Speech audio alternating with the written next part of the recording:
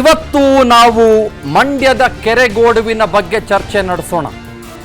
ನಿನ್ನೆ in fact high voltage ಚರ್ಚೆಯೊಂದು ಮಂಡ್ಯದಿಂದಲೇ ನಾನು live ಆಗಿ ನಡೆಸ್ಕೊಟ್ಟಿದ್ದೆ ವಿಸ್ತಾರ ನ್ಯೂಸ್ನ. ಕೆರೆಗೋಡುವಿನ ಮಂಡ್ಯದ ಜನ ಕೂಡ ನಮ್ಮೊಟ್ಟಿಗೆ ಭಾಗಿಯಾಗಿದ್ರು. ಹಲವು ವಿಚಾರಗಳನ್ನು ಹಂಚಿಕೊಳ್ಳುವ ಪ್ರಯತ್ನವನ್ನ ಅವರು ನೇರವಾಗಿ ಮತ್ತು ಅತ್ಯಂತ ಪ್ರಾಮಾಣಿಕವಾಗಿ ಮಾಡಿದರು. ಇವತ್ತು ನನ್ನ ಈ ಚರ್ಚೆಯ ಆಯಾಮ ಸಂಪೂರ್ಣವಾಗಿ ಬೇರೆ ಇದೆ. ಎರಡು ಆಯಾಮ ತಗೊಂಡು ಬರ್ತೀನಿ. I would like to bring in two phases to this debate today. Number one, Congress ಜನರ ಭಾವನೆಗಳನ್ನು ಅರ್ಥ ಮಾಡಿಕೊಳ್ಳುವಲ್ಲಿ, ಜನರ ಸೂಕ್ಷ್ಮತೆಗಳನ್ನು ಅರ್ಥ ಮಾಡಿಕೊಳ್ಳುವಲ್ಲಿ, ಜನರ ನಂಬಿಕೆಗಳನ್ನು ಅರ್ಥ ಮಾಡಿಕೊಳ್ಳುವಲ್ಲಿ ಸಂಪೂರ್ಣವಾಗಿ ವಿಫಲವಾಗಿದೆಯಾ?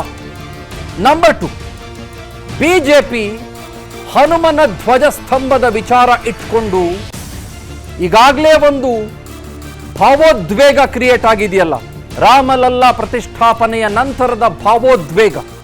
ಆ ಭಾವೋದ್ವೇಗವನ್ನು ಮತ್ತಷ್ಟು ಜಾಸ್ತಿ ಮಾಡ್ಕೊಳ್ಬೇಕು ಅನ್ನುವ ನಿಟ್ಟಿನಲ್ಲಿ ವೋಟ್ ಬ್ಯಾಂಕ್ ಪಾಲಿಟಿಕ್ಸ್ಗೆ ಇಳಿದಿದೆಯಾ? ಇದೆರಡೇ ನನ್ನ ಇವತ್ತಿನ ಪ್ರಶ್ನೆಗಳು ಅಷ್ಟೇ. ಇದರ ಜೊತೆಗೆ ಹಲವು ಪ್ರಶ್ನೆಗಳು. ನಾನಿವತ್ತು ಬಹಳ ಖುಷಿಯಾಗಿರೋದು ಇನ್ನೊಂದು ವಿಷಯ ಏನು ಅಂತಂದರೆ, ನಮ್ಮ ಜೊತೆಗೆ ಜಾಯಿನ್ ಆಗಿರುವ ಎಸ್ಟೀಮ್ಡ್ ಗೆಸ್ಟ್ಗಳು. ನಾನು ಸ್ವಲ್ಪ ಹೊತ್ತಿನ ನಂತರದಲ್ಲಿ ಅವರಿಗೆ ಪರಿಚಯಿಸ್ತೇನೆ.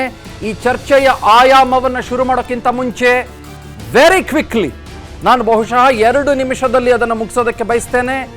ಈ ಘಟನೆಯ ಹಿನ್ನೆಲೆ ಏನಾಯಿತು? 1, 2, 3, 4 ನಿಮ್ಮ ಮುಂದೆ ಇವಾಗ ಆನ್ ವಿಸ್ತಾರಾಸ್ ವ್ಯೂ ಪಾಯಿಂಟ್. ಜನವರಿ 20ನೇ ತಾರೀಕು ಕೆರೆಗೋಡು ಗ್ರಾಮದಲ್ಲಿ ಹನುಮ ಧ್ವಜ ಅಳವಡಿಕೆ ಮಾಡಲಾಯಿತು. ಜನವರಿ 22ರಂದು ಹನುಮ ಧ್ವಜವನ್ನು ತೆಗೆಸುವಂತೆ ಕೆಲವರು ಡಿಸಿಗೆ ದೂರು ಕೊಡ್ತಾರೆ. ಜನವರಿ 27ನೇ ತಾರೀಕಂದು ಸ್ಥಳಕ್ಕೆ ಮಂಡ್ಯದ ತಹಸೀಲ್ದಾರ್ ಶಿವಕುಮಾರ್ ಬಿರಾದಾರ್ ಅಂತ ಅವರ ಹೆಸರು, ಅವರು ಭೇಟಿ ಕೊಡ್ತಾರೆ. ಅದಾದ ನಂತರದಲ್ಲಿ ಹಲವು ಬೆಳವಣಿಗೆಗಳು ನಡೀತವೆ. ಹನುಮ ಧ್ವಜವನ್ನು ತೆಗೆಯೋದಿಲ್ಲ ಅಂತ ಹಿಂದೂ ಕಾರ್ಯಕರ್ತರು ದೊಡ್ಡ ಮಟ್ಟದ ಪ್ರತಿಭಟನೆಯನ್ನು ಶುರು ಮಾಡಿಕೊಳ್ತಾರೆ. ನೆಕ್ಸ್ಟ್ 28ನೇ ತಾರೀಕು ಜನವರಿ ತಾಲೂಕ್ ಪಂಚಾಯಿತಿ ಬಹಳ ಜನ ಭೇಟಿ ಕೊಡ್ತಾರೆ. ಸಿಟ್ಟಿಗೆದ್ದ ಗ್ರಾಮಸ್ಥರು ಪ್ರತಿಭಟನೆಯನ್ನ ಅಲ್ಲಿ ದೊಡ್ಡ ಮಟ್ಟದಲ್ಲಿ ಶುರು ಮಾಡಿಕೊಳ್ತಾರೆ. ವಿರೋಧದ ನಡುವೆಯೂ ಕೂಡ ಹನುಮ ಧ್ವಜವನ್ನು ಕೆಳಗಿಳಿಸ್ತಾರೆ. ಪೊಲೀಸರು ಯಾಕೆ ಇಳಿಸ್ತೀರಿ ಅಂತ ಪ್ರಶ್ನೆ ಮಾಡ್ತಾರೆ. ಆದರೆ ಆ ಪ್ರಶ್ನೆಗಳಿಗೆ ಪೊಲೀಸರಾಗಲಿ ಅಥವಾ ಸ್ಥಳೀಯ ಗ್ರಾಮ ಪಂಚಾಯಿತಿ ಆಗಲಿ ಉತ್ತರ ಕೊಡೋದಿಲ್ಲ. ಹಿಂದೂ ಸಂಘಟನೆಗಳಿಂದ ಪ್ರತಿಭಟನೆ ನಡೆಸಲಾಗುತ್ತೆ.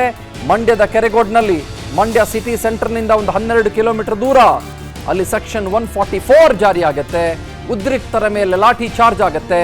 ಮಧ್ಯಾಹ್ನ 3 ಗಂಟೆಗೆ ರಾಷ್ಟ್ರದ ಧ್ವಜವನ್ನ ಅಲ್ಲಿ ಹಾರಿಸಲಾಗತ್ತೆ. ಇದು ಘಟನೆಯ ಹಿನ್ನೆಲೆ ನಾವೆಲ್ಲಿ ಗಮನಿಸಬೇಕಾಗಿರೋದು. ಜನವರಿ 29ನೇ ತಾರೀಕಂದು ಗ್ರಾಮಸ್ಥರ ಪಾದಯಾತ್ರೆಗೆ JDS ಮತ್ತು ಬಿಜೆಪಿ ಸಾಥ್ ಕೊಡುತ್ತೆ. ನಾನಿವತ್ತು ಜನವರಿ 30ನೇ ತಾರೀಕಿನಲ್ಲಿದ್ದೇನೆ. ನೆಕ್ಸ್ಟ್ ಕೆಲವು ಪಾಯಿಂಟರ್ಸ್ ಇದ್ದಾವೆ, ಕೆಲವು ಪ್ರಶ್ನೆಗಳಿದ್ದಾವೆ. ಅದನ್ನು ರೈಸ್ ಮಾಡಿ ಈ ಚರ್ಚೆಯನ್ನ ನಾವು ಇನ್ನೊಂದು ಹಂತಕ್ಕೆ ತೆಗೆದುಕೊಂಡು ಹೋಗೋಣ. ಇದು ಧರ್ಮ ರಾಜಕೀಯದ ಕಡೆಗೆ ಓಪನ್ ಅಪ್ ಆಗ್ತಿದೆಯಾ? ಲೋಕಸಮರಕ್ಕೆ ಬಿಜೆಪಿ ಮತ್ತು ಕಾಂಗ್ರೆಸ್ಗೆ ಧರ್ಮ ರಾಜಕೀಯ ಅಸ್ತ್ರ ಆಗಿದೆಯಾ ಅಂತ, ಅಥವಾ ಬಿಜೆಪಿಗೆ ಮಾತ್ರ ಅಸ್ತ್ರ ಆಗಿದೆಯಾ, ಅಥವಾ ಕಾಂಗ್ರೆಸ್ಗೆ ಮಾತ್ರ ಅಸ್ತ್ರ ಆಗಿದೆಯಾ, ಅಥವಾ ಬಿಜೆಪಿಗೆ ಅಸ್ತ್ರ ಆಯಿತು ಅಂತ ಕಾಂಗ್ರೆಸ್ಗೆ ಏನಾದರೂ ಹೊಟ್ಟೆವರಿ ಶುರುವಾಗಿದೆಯಾ? ಈ ಥರದೊಂದು ಚರ್ಚೆ ಶುರುವಾಗಿದೆ ಜನಸಾಮಾನ್ಯರಲ್ಲಿ. 2023 ವಿಧಾನಸಭೆ ಕದನದಲ್ಲಿ ಧರ್ಮದಂಗಲ್ ಇರಲಿಲ್ಲ. ನಿಮಗೆ ಗೊತ್ತು, ಧರ್ಮ was not the narrative in 2023 elections of ವಿಧಾನಸಭೆ. 40% ಪೇ CM, ಮತ್ತೊಂದು ಮಗದೊಂದು, ಇದೆಲ್ಲವೂ ಕೂಡ ನರೇಟಿವ್ ಆಗಿತ್ತು. ಈಗ ಮತ್ತೊಮ್ಮೆ ಧರ್ಮದಂಗಲ್ಲಿಟ್ಕೊಂಡು ಕರ್ನಾಟಕದಲ್ಲಿ ಅಟ್ಲೀಸ್ಟು ಲೋಕಸಭೆ ಚುನಾವಣೆಗೆ ಮುಂದಾಗ್ತಾರಾ? ಇದು ಅಷ್ಟು ದೊಡ್ಡ ಮಟ್ಟಕ್ಕಾಗತ್ತಾ? I am not very sure. ಈ ಬಾರಿಯ ಧರ್ಮಯುದ್ಧದಲ್ಲಿ ಯಾರಿಗೆ ಲಾಭ ಆಗುತ್ತೆ, ಯಾರಿಗೆ ನಷ್ಟ ಆಗುತ್ತೆ, ಇದರ ಇಂಟೆನ್ಸಿಟಿ ಅಷ್ಟೊಂದು ದೊಡ್ಡ ಮಟ್ಟಕ್ಕಿರುತ್ತಾ? ಅಂದರೆ ನಾವೇನೋ ಗಮನಿಸ್ತಾ ಇದ್ವಲ್ಲ, ಹಿಜಾಬು, ಅದು ಇದು ಮತ್ತೊಂದು, ಪ್ರವೀಣ್ ನೆಟ್ಟಾರು ಪ್ರಕರಣ ಅಷ್ಟು ದೊಡ್ಡ ಮಟ್ಟದ ಇಂಟೆನ್ಸಿಟಿಯನ್ನು ಈ ಒಂದು ಲೋಕಸಭಾ ಚುನಾವಣೆಯಲ್ಲಿ ಪಡೆದುಕೊಂಡು ಬಿಡುತ್ತಾ? I am not sure. ಧ್ವಜದಂಗಲಲ್ಲಿ JDS ಏನು ಹೇಳಬೇಕು ಅಂತ ಗೊತ್ತಾಗ್ತಾ ಇಲ್ಲ ಸದ್ಯದ ಮಟ್ಟಿಗೆ. They are very confused. ನನಗಂತೂ ಭಾಳ ಸ್ಪಷ್ಟವಾಗಿ ಕಾಣಿಸ್ತಾ ಇದೆ. They are actually confused. ಅವ್ರಿಗೆ ಅಲ್ಲಿರ್ಬೇಕಾ ಇಲ್ಲಿರ್ಬೇಕಾ, ಏನು ಮಾಡಬೇಕು, ನಮ್ಮದು ಮಣ್ಣಿನ ಪಾರ್ಟಿ ನಮ್ಮದು ಹಸಿರು ಪಾರ್ಟಿ ನಮ್ಮದು, ಈಗ ಕೇಸರಿ ಪಾರ್ಟಿ ಆಗಬೇಕಾ ಅನ್ನುವ ಕನ್ಫ್ಯೂಷನ್ನಿನ ನಡುವೆಯಲ್ಲೇ ಅವರು ಬಹಳ ದೊಡ್ಡ ಮಟ್ಟದಲ್ಲಿ ಸ್ವಲ್ಪ ಗೊಂದಲದಲ್ಲಿದ್ದಾರೆ.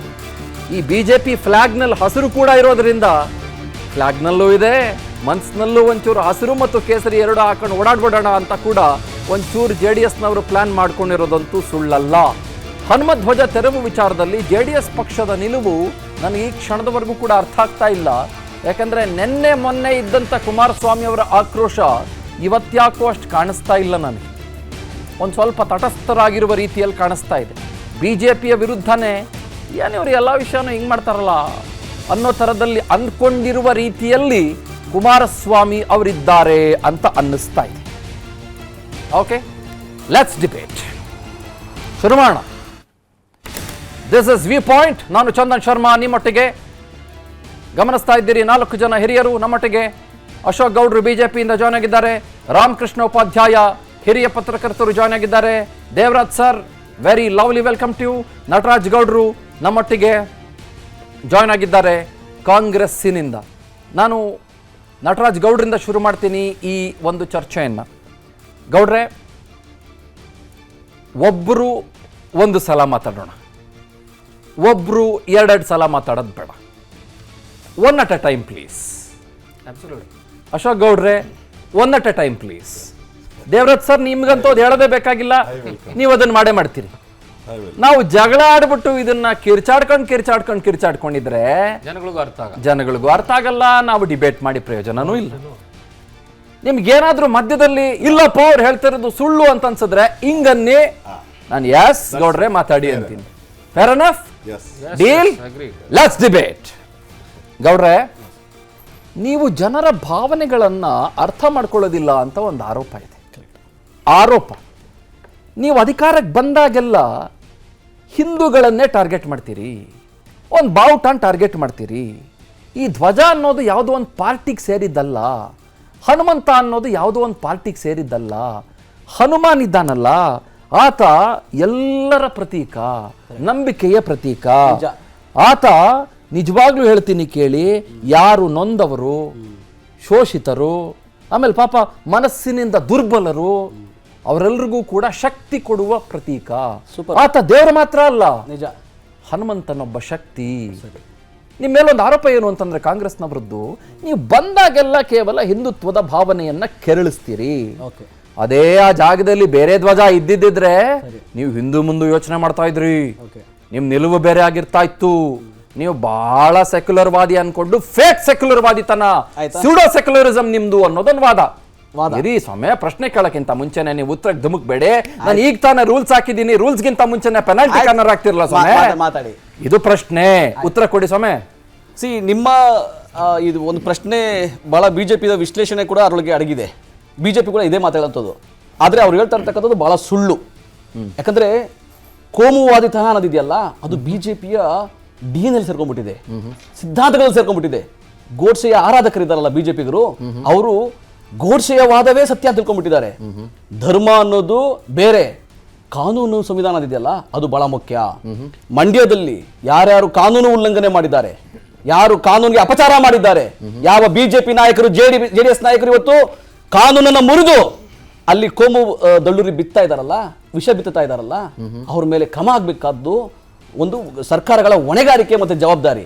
ಅದು ಬಿಟ್ಟು ಯಾವುದೂ ವಿಷಯ ಇಲ್ಲದೆ ಸೋಲಿನ ಭಯದಲ್ಲಿ ಮಾನ್ಯ ಕುಮಾರಸ್ವಾಮಿ ಅವರು, ಅಲ್ಲಿ BJPಗೆ ಅಸ್ತಿತ್ವನೇ ಇಲ್ಲ ಮಂಡ್ಯದಲ್ಲಿ. ಯಾವತ್ತು MP ಗೆದ್ದೆ 75 ವರ್ಷಗಳಲ್ಲಿ. ಅಂತ ಜಾಗದಲ್ಲಿ ಕುಮಾರಸ್ವಾಮಿ ಅವರೇ ಮುಂದೆ ನಿಂತು ಅಲ್ಲಿ ಕೋಮುದಳ್ಳೂರಿಗೆ ಅವಕಾಶವನ್ನ ಮಾಡಿಕೊಡ್ತಾ ಇರೋದು ಒಂದು ವಿಪರ್ಯಾಸ. ಆಮೇಲೆ ನನಗೆ ಯಾಕೆ ಈ ಕುಮಾರಸ್ವಾಮಿ ಕೋಮುದಳ್ಳೂರಿ ಅಂದ್ರೆ ಏನು ನಿಮ್ ಪ್ರಕಾರ? ಏನಂದ್ರೆ ಕಾನೂನಿಗೆ ಬೆಲೆ ಇಲ್ಲ. ಈ ಕೋಮುದಳ್ಳೂರಿ ಅಂದ್ರೆ ಎರಡು ಕೋಮಿನ ನಡುವೆ ಸೃಷ್ಟಿಯಾಗೋದಾ? ಇಲ್ಲ ನೋಡಿ, ಅಥವಾ ಎರಡು ಗುಂಪುಗಳ ನಡುವೆ ಸೃಷ್ಟಿಯಾಗೋದಾ? BJP ಅಥವಾ ಎರಡು ಧರ್ಮಗಳ ನಡುವೆ ಸೃಷ್ಟಿಯಾಗೋದಾ? ಕೇಳಿ, ಈ ಕೋಮುದಳ್ಳೂರಿ ಅಂದ್ರೆ ಏನ್ ನನ್ಗೊಂದು ಸ್ವಲ್ಪ ಎಕ್ಸ್ಪ್ಲೈನ್ ನೋಡಿ. ಅಲ್ಲ, ನೀವೊಂದು ಪದ ಬಳಸಿದ್ರೆ ಕೋಮುದಳ್ಳೂರಿ. ಬಿಡಿ, ನಾನು ಹೇಳ ಬಿಡಿ, ನಾನು ಹೇಳ್ಬಿಡಿ. ಈಗ ನೀವು ಹೇಳ್ತಾನೆ ಇಲ್ವಲ್ಲ. ನೋಡಿ, ಕಾನೂನಿಗೆ ಗೌರವ ಕೊಡದೆ, ನೀವು ಕೈಯಲ್ಲಿ ಹನುಮಾನ್ ಸಂವಿಧಾನ ಭಜನೆಗೆ, ಸಂವಿಧಾನದ ರೀತಿ ನೀತಿಗಳಿಗೆ ಗೌರವ ಕೊಡದೆ, ತಮ್ಮ ನಾಗಪುರದ ಗುಪ್ತ ಅಜೆಂಡಾಗಳಿದಾವಲ್ಲ, ಆ ಅಜೆಂಡಾಗಳಿಗೆ ಕೆಲಸ ಮಾಡಿ ಏನು ಧಾರ್ಮಿಕವಾಗಿ ಯುವಕರಿಗೆ ದಾರಿ ತಪ್ಪಿಸಿ ಪ್ರಚೋದನೆ ಮಾಡಿ ಸಾಮರಸ್ಯವನ್ನ ಹಾಳು ಮಾಡಿದೆಯಲ್ಲ, ಅದಕ್ಕಂತಾರೆ ಕೋಮುವಾದ ಅಂತಾರೆ. ಸಾಮರಸ್ಯವನ್ನ ಹಾಳು ಮಾಡಿ, ಸಹಿಷ್ಣುತೆಯನ್ನ ಹಾಳು ಮಾಡಿ, ಭ್ರಾತೃತ್ವವನ್ನ ಹಾಳು ಮಾಡಿ, ಯಾವುದೇ ಅಭಿವೃದ್ಧಿ ಅಜೆಂಡಾಗಳಿಂದ ದಿಕ್ಕುಗಳನ್ನು ತಪ್ಪಿಸುವಂತದ್ದಿಯಲ್ಲ, ಯುವಕರ ದಿಕ್ಕುಗಳನ್ನು ತಪ್ಪಿಸುವಂತದ್ದಿಯಲ್ಲ, ಅದಕ್ಕೆ ಅಂತಾರೆ ಕೋಮುವಾದ ಅಂತಾರೆ. ಈ ಬಿಜೆಪಿ ಮತ್ತೆ RSS ಮಾಡ್ತಾ ಇರೋದಕ್ಕೆ ಮಾನ್ಯ ಕುಮಾರಸ್ವಾಮಿ ಅವರು ಇವತ್ತು ಆಸ್ಪದ ಕೊಟ್ಬಿಟ್ಟು ಮಂಡ್ಯದಲ್ಲಿ ರಸ್ತೆಯಲ್ಲಿ ನಿಂತ್ಕೊಂಡು ಪ್ರೊಟೆಸ್ಟ್ ಮಾಡಿಕೊಂಡು, ನೋಡಿ, ತ್ರಿವರ್ಣ ಧ್ವಜಕ್ಕಿಂತ ದೊಡ್ಡ ಧ್ವಜ ಇಲ್ಲ ದೇಶದಲ್ಲಿ, ರೈಟ್, ಅಂಡರ್ಸ್ಟ್ಯಾಂಡ್, ನಾಡ ಧ್ವಜಕ್ಕಿಂತ ದೊಡ್ಡ ಧ್ವಜ ಇಲ್ಲ ಕರ್ನಾಟಕದಲ್ಲಿ. ಅಂತ ಜಾಗದಲ್ಲಿ ಅವನ್ನ ಆರಿಸೋದು ಬಿಟ್ಬಿಟ್ಟು ನೀವು ನೋಡಿ, ಎಲ್ಲಾ ದೇವಸ್ಥಾನಗಳಲ್ಲಿ, ಎಲ್ಲರ ಮನೆಗಳ ಮೇಲೆ, ಎಲ್ಲ ಖಾಸಗಿ ಜಾಗಗಳಲ್ಲಿ ಎಲ್ಲಾ ತರ ಧ್ವಜಗಳು ಇರ್ತವೆ, ಧಾರ್ಮಿಕ ಧ್ವಜಗಳು ಇರ್ತವೆ. ನಮ್ಮ ಪರಂಪರೆ ಇದು ಸಾವಿರಾರು ವರ್ಷಗಳಿಂದ ಇದೆ. ಬಿಜೆಪಿ ಬಂದ ಮೇಲೆ ಇದೆ. ಹಿಂದೂ ಭಾವನೆಗಳಿಗೆ ಧಕ್ಕೆ ಅಂತಾರಲ್ಲ, ಸರಿ, ಹಿಂದೂ ಭಾವನೆಗಳಿಗೆ ಧಕ್ಕೆ ಯಾರು ತರ್ತಾ ಇದ್ರೆ, ಹಿಂದೂ ಜನಾಂಗಕ್ಕೆ ಯಾರು ಕೆಟ್ಟ ಹೆಸರು ತರ್ತಾ ಇದ್ರೆ ಅದು ಬಿಜೆಪಿ ಮತ್ತೆ RSS ಅಲ್ಲದೆ. ನಿಮ್ದು ಕಾಂಗ್ರೆಸ್ನವ್ರದ್ದು ಬಹಳ ದೊಡ್ಡದೊಂದು ವಾದ ಇದೆ, ಏನು ಅಂತಂದ್ರೆ ನಾವು ಧರ್ಮ ನಿರಪೇಕ್ಷಿತರು. ಹೌದು, ಏನ್ ಸ್ವಾಮಿ ಧರ್ಮ ನಿರಪೇಕ್ಷಿತರು ಅಂತಂದ್ರೆ ಏನು? ನನಗೆ ಕನ್ನಡದಲ್ಲಿ ಸ್ವಲ್ಪ ಮಾರ್ಕ್ಸ್ ಕಡಿಮೆ, ನಾನೊಂಚೂರು ವೀಕು, ನನಗೊಂಚೂರು ಹೇಳಿ, ಧರ್ಮ ನಿರಪೇಕ್ಷತೆ ಅಂತಂದ್ರೆ ಏನು ಕಾಂಗ್ರೆಸ್ನವರ ಪ್ರಕಾರ? ಏನು ಧರ್ಮ ನಿರಪೇಕ್ಷತೆ ಅನ್ನೋದು ಈ ಸಮಾಜದ, ಈ ದೇಶದ ಅಡಿಪಾಯ. ಧರ್ಮ ನಿರಪೇಕ್ಷತೆ ಅನ್ನೋದು ನಿನ್ನ ಧರ್ಮವನ್ನು ನಿನ್ನ ಆಚರಣೆ ಮಾಡಿ ಇನ್ನೊಬ್ಬರ ಧರ್ಮಕ್ಕೆ ಅಗೌರವ ತೋರ್ಬೇಡ ಅಂತ. ಆದ್ರೆ ಇಲ್ಲಿ ಬರ್ತಾ ಇರ್ತಕ್ಕಂಥದ್ದು ಧರ್ಮ ನಿರಪೇಕ್ಷತೆ ಅಂತಂದರೆ, ನಾನು ನನ್ನ ಅಂಡರ್ಸ್ಟ್ಯಾಂಡಿಂಗ್ ನ ಪ್ರಕಾರ ಎಲ್ಲ ಧರ್ಮಗಳನ್ನ ಒಂದೇ ಸಮಾನಾಗಿ ನೋಡುವುದು. ಯಾವ ಧರ್ಮಗಳ ನಡುವೆಯೂ ಕೂಡ ಏನನ್ನು ತಂದಿಡದೆ, ಒಂದು ಧರ್ಮಕ್ಕೆ ಬೆಣ್ಣೆ ಹಾಕದೆ ಇನ್ನೊಂದು ಧರ್ಮಕ್ಕೆ ಸುಣ್ಣ ಹಾಕದಿರುವುದು. ಕರೆಕ್ಟಾ?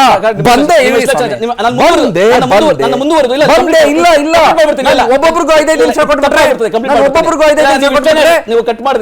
ನೀವು ಧರ್ಮ ನಿರಪೇಕ್ಷತೆ, ಒಂದ್ ನಿಮಿಷ ತಡ್ರಿ ಗೌಡ್ರೆ, ಒಂದ್ ನಿಮಿಷ ತಡ್ರಿ ಗೌಡ್ರೆ, ನೀವು ಧರ್ಮ ನಿರಪೇಕ್ಷತೆ ಪಾಯಿಂಟ್ ವೆಲ್ ಟೇಕನ್. ಸಂವಿಧಾನದ ಪೀಠಿಕೆಯಲ್ಲಿದೆ, ಸಂವಿಧಾನದ ಭಾರತದ ಅಡಿಪಾಯ. ನಮ್ಮ ವಿಶ್ಲೇಷಣೆ, ನಮ್ಮ ವಿಶ್ಲೇಷಣೆ ಅಲ್ಲ. ದೇಶದ ರೂಪ ಆಗಿದೆಯಲ್ಲ, ದೇಶ ಆಗಿದೆಯಲ್ಲ, ದೇಶದ ಅಡಿಪಾಯನೇ ಅದು. ಫೇರ್ ಎನಫ್, ದೇಶದ ಅಡಿಪಾಯ ಧರ್ಮ ನಿರಪೇಕ್ಷತೆ. ಗೌಡ್ರೆ, ಆ ಧರ್ಮ ನಿರಪೇಕ್ಷತೆ ಎಲ್ಲಾ ಧರ್ಮಗಳಿಗೂ ಒಂದೇ ಆಗಿರ್ಬೇಕಲ್ಲ ಗೌಡ್ರೆ? ಎಲ್ಲ ಒಂದೇ ಆಗಿದೆ, ಎಲ್ಲ ಒಂದೇ. ಹೌದಾ? ಎಲ್ಲಾ ಧರ್ಮಗಳಿಗೂ ಒಂದೇ ಆಗಿದೆ ಅಶೋಕ್ ಗೌಡ್ರೆ? ನೀವು ಮಂಡ್ಯದ ವಿಷಯಕ್ಕೆ ಬನ್ನಿ, ದಯಮಾಡಿ ಬನ್ನಿ. ನಾನು ಎಲ್ಲಾ ವಿಷಯಕ್ಕೂ ಬರ್ತೇನೆ. ಕಾನೂನಿನ ವಿಷಯ, ವಿಷಯಕ್ಕೆ ಬರ್ತೇನೆ. ಸಂವಿಧಾನದ ವಿಷಯ. ನೀವು ಚರ್ಚೆಯ ಆರಂಭಕ್ಕೂ ಮುಂಚೆ ಪ್ರಾಮಿಸ್ ಮಾಡಿದ್ದೀರಿ, ಪ್ರಾಮಿಸ್ ಉಳಿಸ್ಕೊಳ್ಳಿ. ಅಲ್ಲ, ನಿಮ್ ಇಷ್ಟ ಬಂದ ಪ್ರಾಮಿಸ್ ಉಳಿಸ್ಕೊಳ್ಳಿ. ಧರ್ಮದಂಗಲ್ಲ ಇದು, ಕಾನೂನು ಸಮರ ಇದು. ನಾನು ಇಷ್ಟ ಬಂದಂಗೆ ಮಾತಾಡ್ತಾ ಇಲ್ಲ, ನಾನು ಜನರ ಭಾವನೆಗಳ ಪ್ರತಿನಿಧಿಯಾಗಿ ಇಲ್ಲಿ ಕೂತ್ಕೊಂಡು ಮಾತಾಡ್ತಾ ಇದ್ದೀನಿ.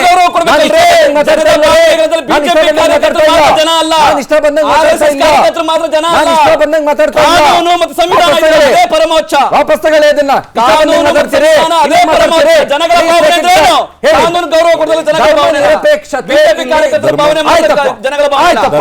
ಧರ್ಮ ನಿರಪೇಕ್ಷತೆ ಕಾಂಗ್ರೆಸ್ಸಿನವರ ಪ್ರತಿ ದೊಡ್ಡ ವಾದ, ಆಶಯ. ಅದನ್ನ ಪಾಲಿಸಿದ್ದಾರ ಕಾಂಗ್ರೆಸ್ನವರು?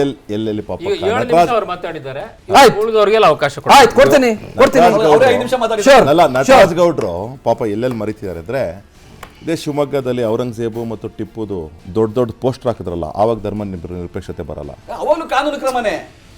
ವಿಲ್ಸನ್ ಗಾರ್ಡನ್ನಲ್ಲಿ ನಾನು ಬೆಳೆದಂಥ ಏರಿಯಾದಲ್ಲಿ, ಅದಾದಮೇಲೆ ಗುರುಗುಂಟೆಪಾಳ್ಯದಲ್ಲಿ ಅಥವಾ DJ-ಹಳ್ಳಿ KJ-ಹಳ್ಳಿನಲ್ಲಿ ಧರ್ಮ ನಿರಪೇಕ್ಷತೆ ಇರಲ್ಲ. ಇವತ್ತಿಗೂ ಸಹ ಬನ್ನಿ, ನಾನು ಒಂದು ನಿಮಿಷ, ಮಡಿವಾಳ ರಾಮನ ಒಂದು ದೇವಸ್ಥಾನ ಸ್ಟ್ಯಾಚ್ಯೂ ಹಿಂದ್ಗಡೆ ಒಂದು ಗಲ್ಲಿ ಇದೆ, ಅಲ್ಲಿ ಇವತ್ತಿಗೂ ಬನ್ನಿ, ಹಸಿರು ಧ್ವಜ ಪ್ರತಿದಿನ ಹಾರಾಡ್ತಿದೆ, ಅಲ್ಲಿ ಯಾವತ್ತೂ ಬರೋದಿಲ್ಲ. ಶಿವಾಜಿನಗರಲ್ಲಿ ಇವತ್ತು ತೆಗ್ಸಿದ್ದೀರಾ, ಇಲ್ಲಿವರೆಗೂ ನಿಮಗೆ ಕಣ್ಣು ಕಾಣಿಸ್ತಿರಲಿಲ್ಲ ಧರ್ಮ ನಿರಪೇಕ್ಷತೆ.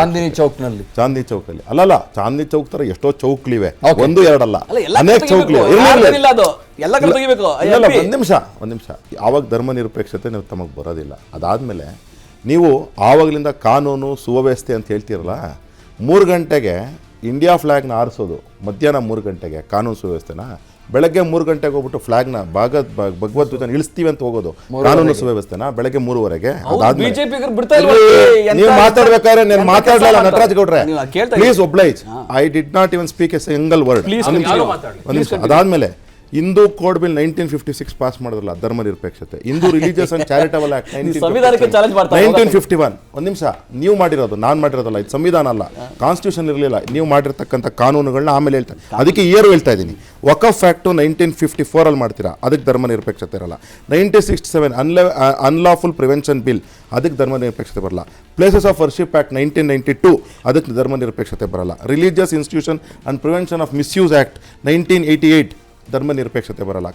ಕಮ್ಯುನಲ್ ವೈಲೆನ್ಸ್ ಬಿಲ್ 2005, ಅದಕ್ಕೆ ಧರ್ಮ ನಿರಪೇಕ್ಷತೆ ಬರಲ್ಲ. ಪ್ರೊಟೆಕ್ಷನ್ ಆಫ್ ಸಿವಿಲ್ ರೈಟ್ಸ್ 1955, ಇದಕ್ಕೆ ಇವೆಲ್ಲನೂ ಸಹ ಇನ್ಕ್ಲೂಡಿಂಗ್ ಸುಪ್ರೀಂ ಕೋರ್ಟ್ ಅಬ್ಸರ್ವ್ ಮಾಡಿರೋದೇನು ಅಂದ್ರೆ ವಕಫ್ ಆಕ್ಟ್ ಮತ್ತು ಪ್ಲೇಸಸ್ ಆಫ್ ವರ್ಷಿಪ್ ಆಕ್ಟ್ ಇತ್ತೀಚೆಗೆ ಮಾಡಿಲ್ಲ. ಯಾಕೆ ಸಂಬಂಧ ಇಲ್ಲ? ವಾಟ್ ಇಸ್ ಸೆಕ್ಯುಲರ್ ಅನ್ನೋ ಪದಕ್ಕೆ ಹೇಳ್ತಾ ಇದ್ದೀನಿ. ಇವ್ರ ಸೆಕ್ಯುಲರಿಸಮ್ ಎಲ್ಲಿದೆ ಅಂತಂದ್ರೆ, ಅಲ್ಲಲ್ಲ, ಯಾರೋ ಒಬ್ಬರನ್ನ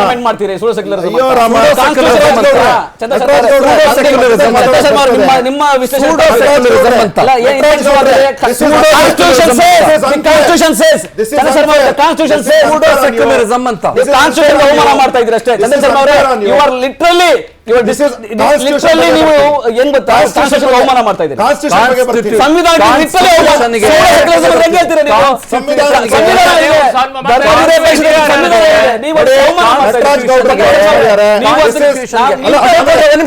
ಅಶೋಕ್ ಗೌಡ್ರೆ ಒಂದ್ ನಿಮಿಷ ಇರಿ. ಸಂವಿಧಾನವನ್ನ, ಪರಮ ಪವಿತ್ರ ಸಂವಿಧಾನವನ್ನ, ಬಾಬಾ ಸಾಹೇಬ್ರ ಸಂವಿಧಾನವನ್ನ ಅತ್ಯಂತ ಅದ್ಭುತವಾಗಿ ಪವಿತ್ರತೆಯಿಂದ ಪಾಲಿಸ್ತಾ ಇರೋರು ನಾವು. ಮತ್ತೆ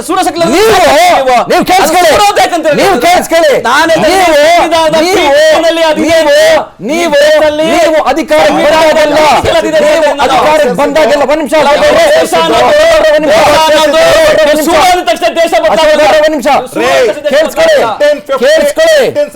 ನವೆಂಬರ್ 1 ಸೆಕ್ಯುಲರ್ ವರ್ಡ್ ಸೇರಿಸಿದ್ದು.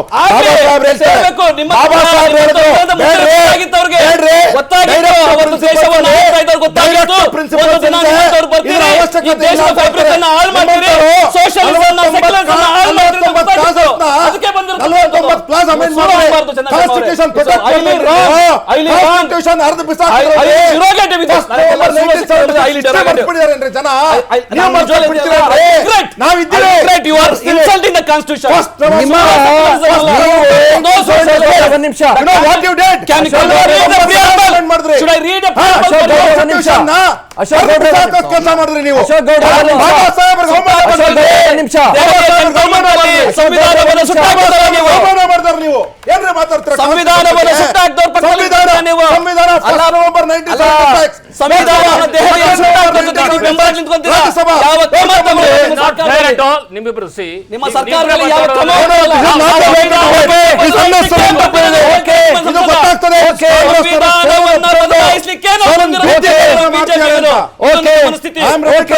ಸಂವಿಧಾನ 140 ಕೋಟಿ ಜನಗಳ ಸಂವಿಧಾನ, ನಾಗಪುರ ಸಂಘಟನೆಯ ಸಂವಿಧಾನ ಅಲ್ಲ.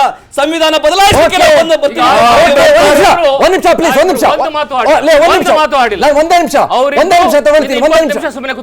ನಿಮಿಷ ತಗೊಳ್ತೀನಿ. ಸಂವಿಧಾನವನ್ನ ಗೌರವಿಸುವ 100ಕ್ಕೆ 100 ಪ್ರೀತಿ ಮಾಡುವವರು ನಾವು.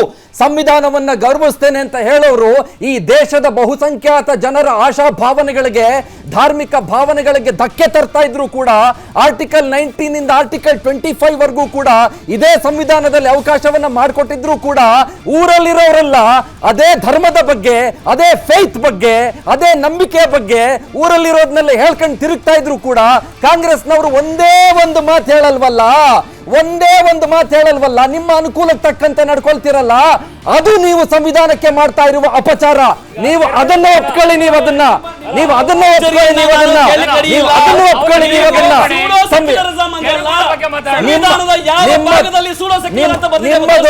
ನಿಮ್ಮದು ಕಪಟ ಜಾತ್ಯತೀತವಾದ ಒಂದು ಜಾತಿಯನ್ನು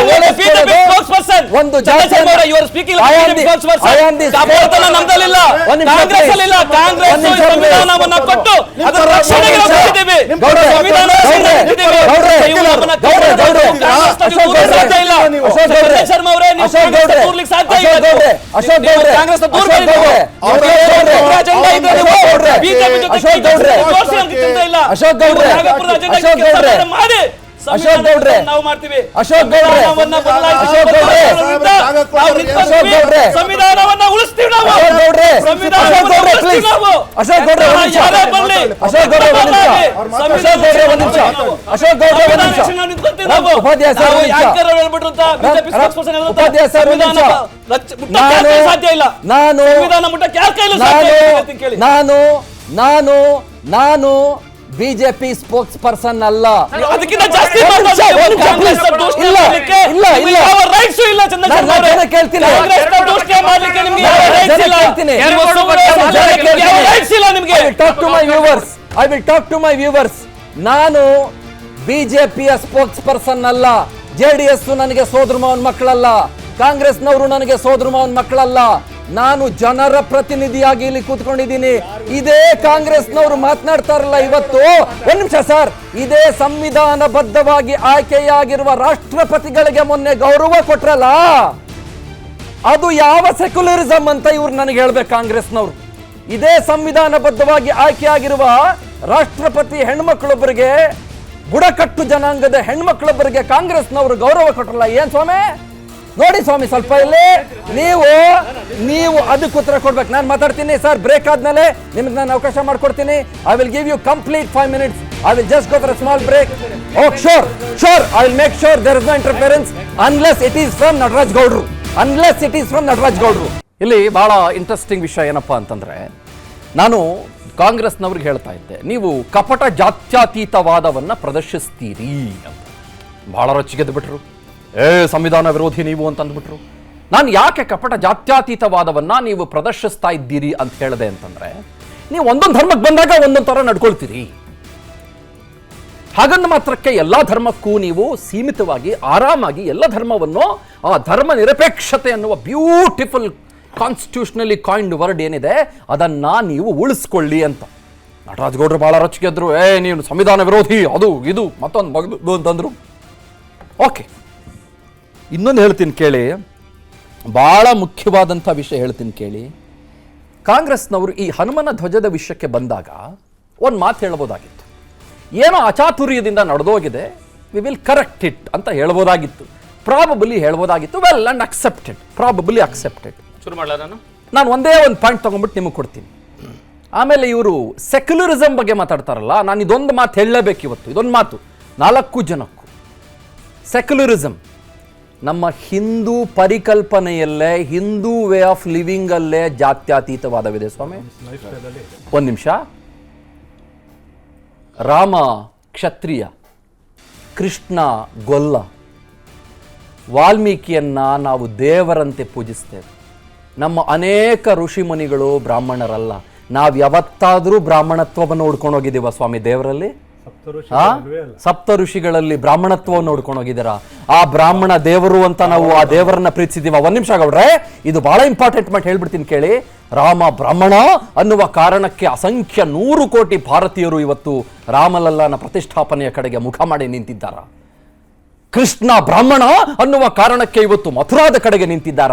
ನಮ್ಮ ರೂಟ್ಸ್ ಅಲ್ಲೇ ಜಾತ್ಯತೀತವಾದ ತನ ಇದೆ ಕಣ್ರಿ. ಢೋಂಗಿ ಜಾತ್ಯತೀತವನ್ನ ಬೇಕಾಗಿಲ್ಲ ನಮ್ಗೆ ಯಾರಿಗೂ ಕೂಡ. ನಾನು ಮಾತನಾಡ್ತೀನಿ. ರಾಮಕೃಷ್ಣ ಉಪಾಧ್ಯಾಯ ಅವರಿಗೆ ಅವಕಾಶ ಮಾಡಿಕೊಡ್ತೀನಿ, ಮಾತನಾಡಿ ಸರ್. ಜಾತ್ಯತೀತದ ಬಗ್ಗೆ ಆಗಲಿ, ಸಂವಿಧಾನದ ಬಗ್ಗೆ ಆಗಲಿ, ಅದೆಲ್ಲ ಬಿಟ್ಬಿಟ್ಟು ಕೆರಗೋಡನಲ್ಲಿ ಏನಾಯ್ತು, ಹೇಗಾಯ್ತು ಪಾಯಿಂಟ್. 5 ನಿಮಿಷ ಎಲ್ಲರೂ ಸುಮ್ಮನೆ ಇರಬೇಕು. ದಯವಿಟ್ಟು ರಾಮಕೃಷ್ಣ ಅವರು ಮಾತಾಡ್ತಾರೆ. Thank you very much. Okay, ಅಲ್ಲಿ ಹನುಮ ಧ್ವಜ ಹಾಕಿದ್ದೆ ಇದು ಒಂದು ಶುರು ಆಗಿತ್ತು. ಅದನ್ನ ಹಾಕೋದಕ್ಕೆ ನಿರ್ಧಾರ ಮಾಡಿದವರು ಯಾರು?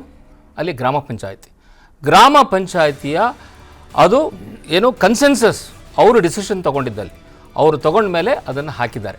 ಅದನ್ನು ಹಾಕಿದ ಮೇಲೆ ಅದನ್ನು ಇಂಪ್ಲಿಮೆಂಟ್ ಮಾಡಿದವರು ಯಾರು? ಅಲ್ಲಿ ಲೋಕಲ್ ಅಡ್ಮಿನಿಸ್ಟ್ರೇಷನ್. ಸೊ 19ನೇ ತಾರೀಕು ರಾತ್ರಿ ನನಗೆ ಗೊತ್ತಿದ್ದಂಗೆ ಸಂಜೆ ಅದಕ್ಕೆ ಅಲೋ ಮಾಡಿದ್ದಾರೆ, ಅದನ್ನು ಅಲ್ಲಿ ಹಾಕಿದ್ದಾರೆ. ಅಂದರೆ ಅಲ್ಲಿ ಇದು ಇನ್ನು ಹೊಸದಾಗಿ ಬಂದಿದ್ದಲ್ಲ, 30 ವರ್ಷದಿಂದ ಒಂದು ಇತ್ತು, ಅದು ಸರಿಯಾಗಿರಲಿಲ್ಲ. ಹಾಗಾಗಿ ಒಂದು ಬೇರೆ ಒಂದು ಧ್ವಜವನ್ನು ಇದು ಮಾಡಿ, ಒಂದು ಧ್ವಜ ಸ್ತಂಭವನ್ನು ಮಾಡಿ, ತುಂಬ ದೊಡ್ಡ ಸ್ತಂಭ ಮಾಡಿದ್ದಾರೆ. ಬಹುಶಃ ಒಂದು ಕೆಲವು ಲಕ್ಷಗಳನ್ನು ಖರ್ಚು ಮಾಡಿರಬೇಕು. ಸೊ ಅಲ್ಲಿಯ ಜನ ಅಷ್ಟು ಸೇರಿ ಮಾಡಿರುವಾಗ, ಆ್ಯಂಡ್ ಗ್ರಾಮ ಪಂಚಾಯಿತಿ ಇಸ್ ಅಡ್ಮಿನಿಸ್ಟ್ರೇಷನ್. ಸೊ ನಾವು ಸರ್ಕಾರದಿಂದ ಅದಕ್ಕೆ ನಾವು ಪರ್ಮಿಷನ್ ಕೊಟ್ಟಿಲ್ಲ ಸ್ವಾಮಿ. ಗ್ರಾಮ ಪಂಚಾಯಿತಿ ಸರ್ಕಾರವಲ್ವಾ? Is it not government? So part of the government ಅವರು ಕೊಟ್ಟಿರುವಾಗ ಅಲ್ಲಿ ಅದು ಮಾಡಿರುವಾಗ ಇಪ್ಪತ್ತಾರನೇ ತಾರೀಕು ಎಸ್ ರಿಪಬ್ಲಿಕ್ ಡೇ ಆಗಬೇಕು, ರಿಪಬ್ಲಿಕ್ ಡೇ ತೆಗೆದಿದ್ದಾರೆ. ಆಮೇಲೆ ಇದನ್ನು ತಿರ್ಗಾ ಹಾಕಿದ್ದಾರೆ. ಇದನ್ನು ಹಾಕಿದ್ದನ್ನ ಅಡ್ಮಿನಿಸ್ಟ್ರೇಷನ್ ಯಾಕೆ ತೆಗಿಬೇಕು? What is their role in that? ಅದು ಬೆಳಗಿನ ಜಾವ 3 ಗಂಟೆಗೆ ಹೋಗಿ ತೆಗೆಯುವಂಥದ್ದೇನು? ನ್ಯಾಷನಲ್ ಫ್ಲಾಗ್ ಕೋಡ್ ಇದೆ. ಕೋಡ್ ಪ್ರಕಾರ ನೀವು ಹಂಗೆಲ್ಲ ಹಾಕಿ ಮಾಡಿ ತೆಗಿಯೋಕ್ಕಾಗಲ್ಲ. ಧ್ವಜ ಸಂಹಿತೆ ಅನ್ನೋದಿದೆ.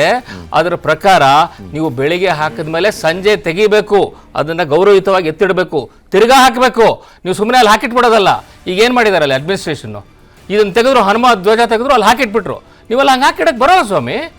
So what are you doing? You are violating the flag code, number 1. Number 2, ಏನು ಹೇಳಿದ್ದಾರೆ? ಮುಚ್ಚಳಿಕೆ ಬರ್ಕೊಟ್ಟಿದ್ರು ಮುಖ್ಯಮಂತ್ರಿಗಳು. ಮುಚ್ಚಳಿಕೆ ಏನು? ಗ್ರಾಮದ ಜನ ಡಿಸೈಡ್ ಮಾಡಿದ್ಮೇಲೆ ಈ ಥರ ನಾವೊಂದು ಹನುಮ ಧ್ವಜ ಹಾಕ್ತೀವಿ ಅಂತ ಹೇಳಿದ್ಮೇಲೆ ಮುಚ್ಚಳಿಕೆ ಬರ್ಕೊಳ್ಳೋದೇನಿದೆ? It is a unanimous decision of the ಗ್ರಾಮ ಪಂಚಾಯತ್ಗೆ ಇದೊಂದು ನಿರ್ಧಾರ ತಗೊಳ್ಳುವಂತ ಅಧಿಕಾರ ಇಲ್ವಾ? ಪಂಚಾಯತ್ಗೆ ನಿರ್ಧಾರ ತಗೊಳ್ಳೋದು ಅಧಿಕಾರ ಇಲ್ಲ. ಮುಖ್ಯಮಂತ್ರಿಗಳು ಕೂಡ ಅದನ್ನ ಪ್ರಶ್ನೆ ಮಾಡುವಂತದ್ದಿಲ್ಲ. ಮುಚ್ಚಳಿಕೆ ಹಾಗಾದ್ರೆ ಮುಚ್ಚಳಿಕೆ ಬರ್ಕೊಟ್ಟಿದ್ದಾರೆ ಅಂದ್ರೆ, ಮುಚ್ಚಳಿಕೆ ಬರ್ಕೊಟ್ಟಿದ್ದು ಅದನ್ನ ಇವರು BPO ಮಾಡಿದ್ರೆ, ಅವ್ರು ತೆಗೆಸಿದ್ರೆ ಅವ್ರನ್ನ ಯಾಕೆ ಸಸ್ಪೆಂಡ್ ಮಾಡಿದ್ರಿ ನೀವು? ಅವ್ರನ್ನ ಯಾಕೆ ಸಸ್ಪೆಂಡ್ ಮಾಡಿದ್ರಿ? ಮುಚ್ಚಳಿಕೆ ಬರ್ಕೊಟ್ಟಿದ್ದನ್ನ ವೈಲೇಟ್ ಮಾಡಿದ್ರೆ ಜನಗಳು ಮಾಡಿದ್ರು. ಮುಚ್ಚಳಿಕೆ ಬರ್ಕೊಟ್ಟಿದ್ದಿದ್ರೆ ಅವನ್ನ ಯಾಕೆ ಸಸ್ಪೆಂಡ್ ಮಾಡಿದ್ರಿ? ಇದನ್ನೆಲ್ಲ ನೀವು ಆಮೇಲೆ ತಂದಿರತಕ್ಕಂಥ ಡಾಕ್ಯುಮೆಂಟ್ಸ್. ಮೊದಲು ಏನೂ ಇರಲಿಲ್ಲ. ರೆಸೊಲ್ಯೂಷನ್ ಏನಿತ್ತು, ಒಂದು ಹನುಮ ಧ್ವಜ ಹಾಕಬೇಕು ಅಂತ ನಿರ್ಧಾರ ಮಾಡಿದ್ರು, ಅದಕ್ಕೆ ಅವಕಾಶ ಮಾಡಿಕೊಟ್ಟಿದ್ರು. ರೆಸೊಲ್ಯೂಷನ್ ಕಾಪೀಸ್ ಇದೆ ನನ್ನಲ್ಲಿ, ರೆಸೊಲ್ಯೂಷನ್ ಕಾಪಿ ಇದೆ. ಅದರಲ್ಲಿ ಇಟ್ ಶೋಸ್ ವೆರಿ ಕ್ಲಿಯರ್ಲಿ ನಾವು ಹನುಮ ಧ್ವಜ ಹಾಕಲಿಕ್ಕೆ ನಾವು ಅವಕಾಶ ಮಾಡಿಕೊಟ್ಟಿದ್ದೀವಿ ಅಂತೇಳಿ. ಅದನ್ನ ಹಾಕಿ 1 ವಾರ ಆಯ್ತು ಸ್ವಾಮಿ. ಒಂದು ವಾರ ಇದ್ದ ಮೇಲೆ ಅವಕಾಶ ಮಾಡ್ಕೊಡ್ತೀನಿ. ಅಲ್ಲ, ನೀವು ವೈಲೇಷನ್ ಆಗಿದ್ರೆ ನೀವು ಇಮಿಡಿಯೇಟ್ ಆಕ್ಷನ್ ತಗೋಬೇಕಾಯ್ತು. ಯಾಕೆ ತಗೊಳ್ಳಿಲ್ಲ? ನಿಮಗೆ ಇದು ಬಿಜೆಪಿನೂ ರೂಸ್ ಮಾಡ್ಕೊಡ್ತಾರೆ, ರಾಮನ ಇದು ಬಂದ್ಮೇಲೆ ಇದು ಮಾಡಿದ್ದಾರೆ. ಸೊ ಕಾಂಗ್ರೆಸ್ ಈ ಮೆಂಟಾಲಿಟಿಯಿಂದ ಇದನ್ನ ದೊಡ್ಡ ಇಶ್ಯೂ ಮಾಡಿರೋದ ಸರ್ಕಾರ. ಇದು ಅಲ್ಲಿಗೆ ಸಾಲ್ವ್ ಆಗ್ತಾ ಇತ್ತು. ಇಮಿಡಿಯೇಟ್ಲಿ ಇದನ್ನ ಹೀಗೆ ಮಾಡಬೇಡಿ ಅಂತ ಹೇಳಿದ್ರೆ ದಟ್ ಇಸ್ ಡಿಫ್ರೆಂಟ್.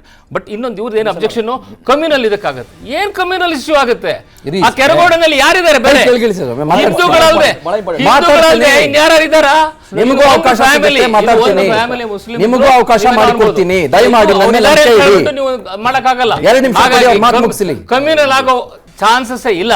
ಸೊ ಇದು ಜನಗಳ, ಲೋಕಲ್ ಜನಗಳ ಸೆಂಟಿಮೆಂಟ್ಸ್. ಅದನ್ನ ಗ್ರಾಮ ಪಂಚಾಯತಿ ಅಕ್ಸೆಪ್ಟ್ ಮಾಡ್ಕೊಂಡು ಮಾಡಿದ್ರೆ ಸರ್ಕಾರ ಯಾಕೆ ಅಡ್ಡ ಬರ್ಬೇಕು ಅದಕ್ಕೆ? What is its role? No Ashok ji ಮಾತಾಡ್ತೀನಿ.